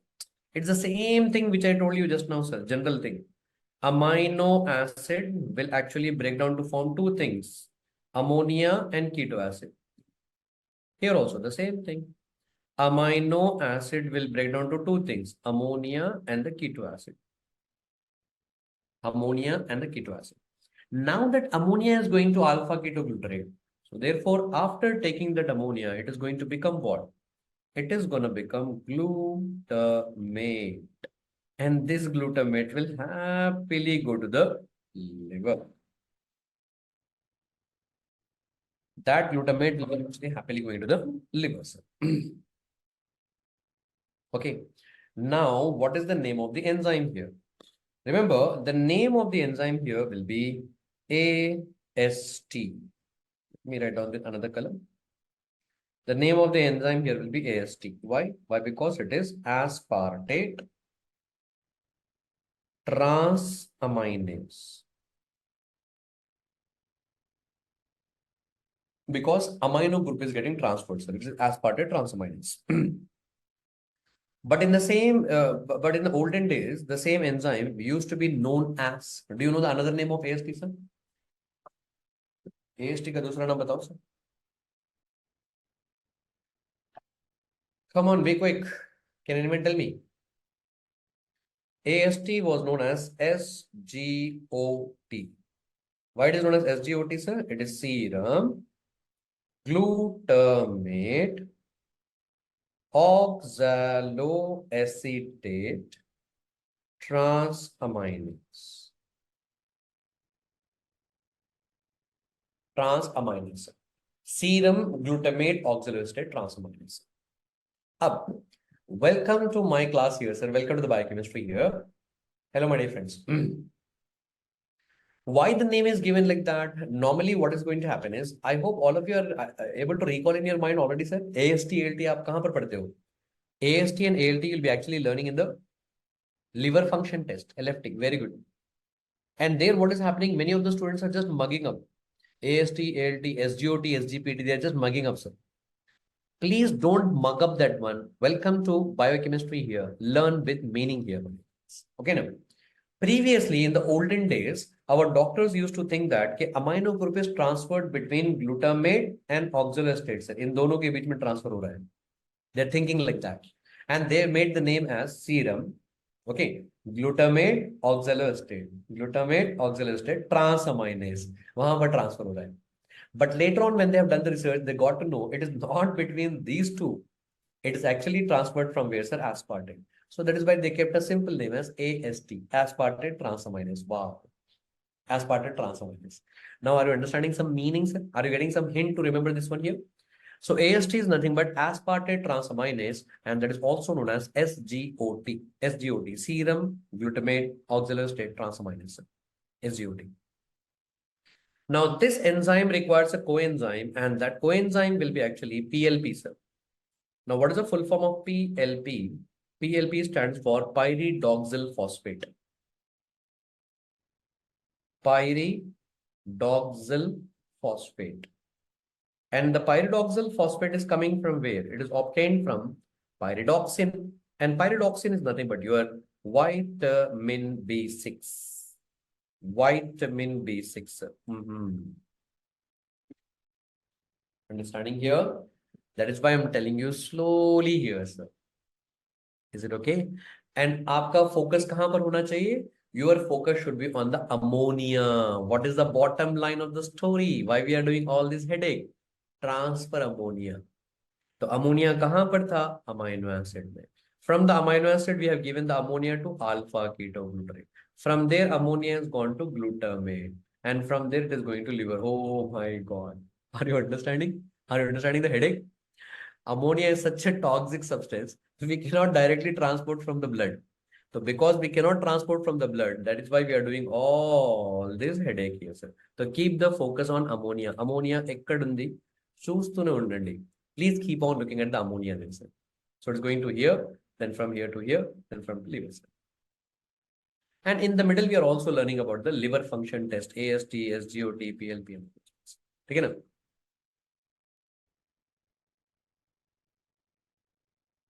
No, no, hold on, Dr. Shinit. You will understand everything within few minutes. It's still like random happening now. Okay, you will understand within few minutes. Don't worry about that.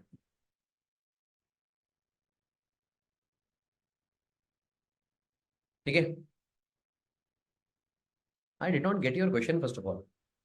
Sir, but while we take protein, that means we are taking essential amino acids. Then how come aspartate come here? I'm not getting you, Shinit. Whatever. अच्छा, whatever you, everyone just hold on. बस सुनते रहोगे ना अभी तो बहुत कुछ बाकी है. Okay. Now let us repeat the same thing along with alanine also, sir. Glycine, alanine. Alanine is an aliphatic amino acid. Alanine also reacts with alpha ketoglutarate. And now this alanine is actually going to, it's a 3-carbon containing amino acid, sir. And this 3-carbon containing amino acid, alanine, will actually give the amine group to alpha ketoglutarate, sir. ये अपना amine group alpha ketoglutarate देता है. Now, after giving the amine group, what is going to happen? It is going to become pyruvate. What's that one, sir? Pyruvate. And pyruvate is actually having how many carbon? 3 carbon. It is a 3-carbon containing keto acid, sir. And again, the same story. Alpha ketoglutarate will take up the amino group. And amino group ये accept करने के बाद में, after accepting the amino group, it is going to again become what only, sir? So again, it is going to become what, guys? It is going to become the glutamate. And this glutamate will be actually happily going to the liver, sir. ये कहाँ पर जाएगा? ये liver को जाएगा, sir. It will be going to the liver, sir. Same story. Now we are actually repeating with what, guys? Alanine. The same thing we have actually repeated with alanine. Now you people try to make the name of the enzyme there. So what is ALT, sir? ALT stands for alanine transaminase. Nowadays, we actually have a simple name for this one. Now, what is the old name? Yes, yes. Very good, very good. I'm really happy the way you're able to make the name now. It is SGPT. And SGPT stands for what here, sir? Serum glutamate pyruvate transaminase. Serum glutamate and pyruvate transaminase, SGPT. ठीक है ना? Alanine transaminase as well as the serum glutamate pyruvate transaminase, SGPT. And now, my dear doctors, again the same thing. For this enzyme also, you'll be actually requiring a coenzyme. The coenzyme will be actually the PLP. And what is PLP here? PLP stands for pyridoxal phosphate. And pyridoxal phosphate is coming from where, sir? It's actually coming from your vitamin B6. Now you understood? Now, did you understand, Dr. Shinit? Did you understand right now? So we are taking the examples of transamination. We are learning what's the transamination. And transamination, I've given you the example of like two vitamins here, two amino acids here. One will be the aspartate here, another one will be the alanine here. So we are learning simultaneously about the liver function test also, like ALT, AST, मैंने आपको बता दिया. Now we are actually going to go in depth right now, sir. In depth in the sense, what I'm going to tell you right now, कि अभी ये glutamate, how this glutamate is going to liver, how this glutamate will be carrying the ammonia to the liver. How, let us go in depth right now, the last and final thing in this one, sir. Now let us see how the glutamate will be carrying that ammonia to the liver right now, sir. अभी liver में कैसे ले जाएगा? Come on.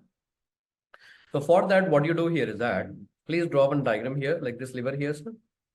Sorry, थोड़ा सा इधर draw करेंगे अपन. पहले यहाँ ना peripheral tissue draw करते हैं, and then here you draw the diagram of the liver here, sir. So imagine this one here to be your peripheral tissues right now, sir. Now in the peripheral tissues, first of all, अभी हमने जो पढ़ा है ना, that is transamination. Come on, my dear doctors, can you please tell me what is the end product of transamination everywhere? The end product of transamination is glutamate. Yes or no? Come on, sir, keep on answering me right now. Please keep on interacting here right now. अभी हमने transamination पढ़ा था, तो end में क्या मिला हमको? What did we get at the end? Glutamate. In this glutamate, what you do is add one more amino group here, sir. And once you add the one more amino group there, what is going to happen here? It is going to become what, sir? Glutamine.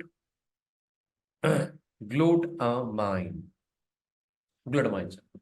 ठीक है ना? Now this glutamine can freely move into the liver right now, sir. अब ये liver को आराम से चला जाएगा. After going to the liver, totally ulta, it is going to give away the amino group, sir. And once the amino group is removed from here, again it is going to become what only? Vapas glutamate. And glutamate will also give away the one more amino group, sir. And after giving one more amino group, glutamate is going to become what? Come on. Glutamate is going to give away the amino group. It is again going to become what? Vapas. It is going to become alpha ketoglutarate. Are you understanding me? So it is just acting like a postman. Pick up from here and give it to the liver finally. From the peripheral tissues, they are going to pick up the ammonia. From the peripheral tissues, they are going to pick up the ammonia and then give that ammonia to finally to the liver. Is it okay? It is going to the liver.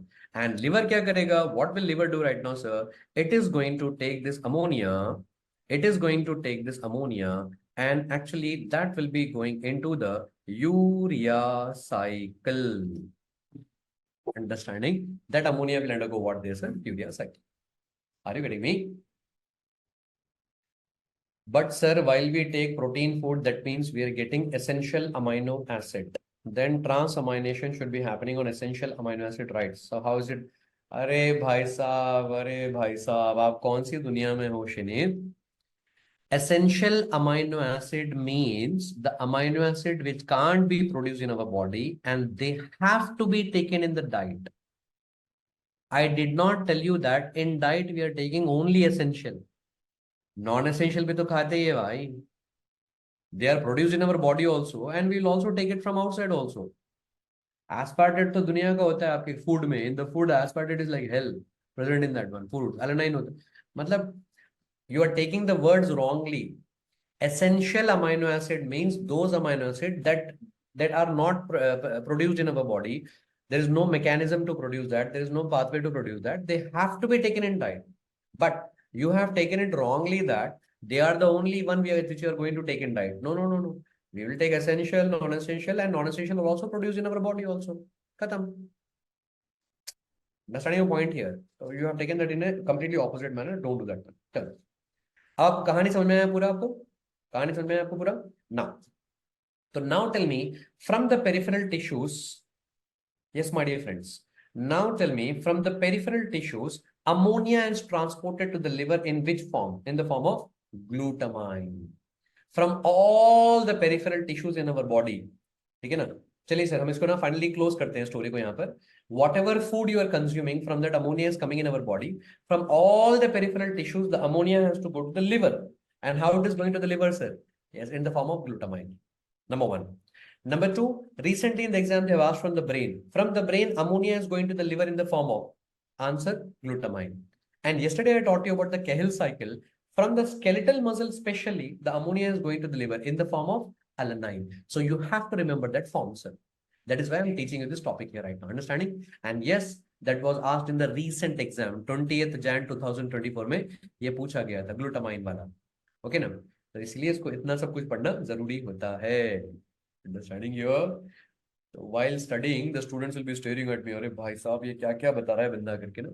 लेकिन यार ये exam में आता है. It has been asked in the exam recently. ठीक है ना? So please write down the final conclusion here.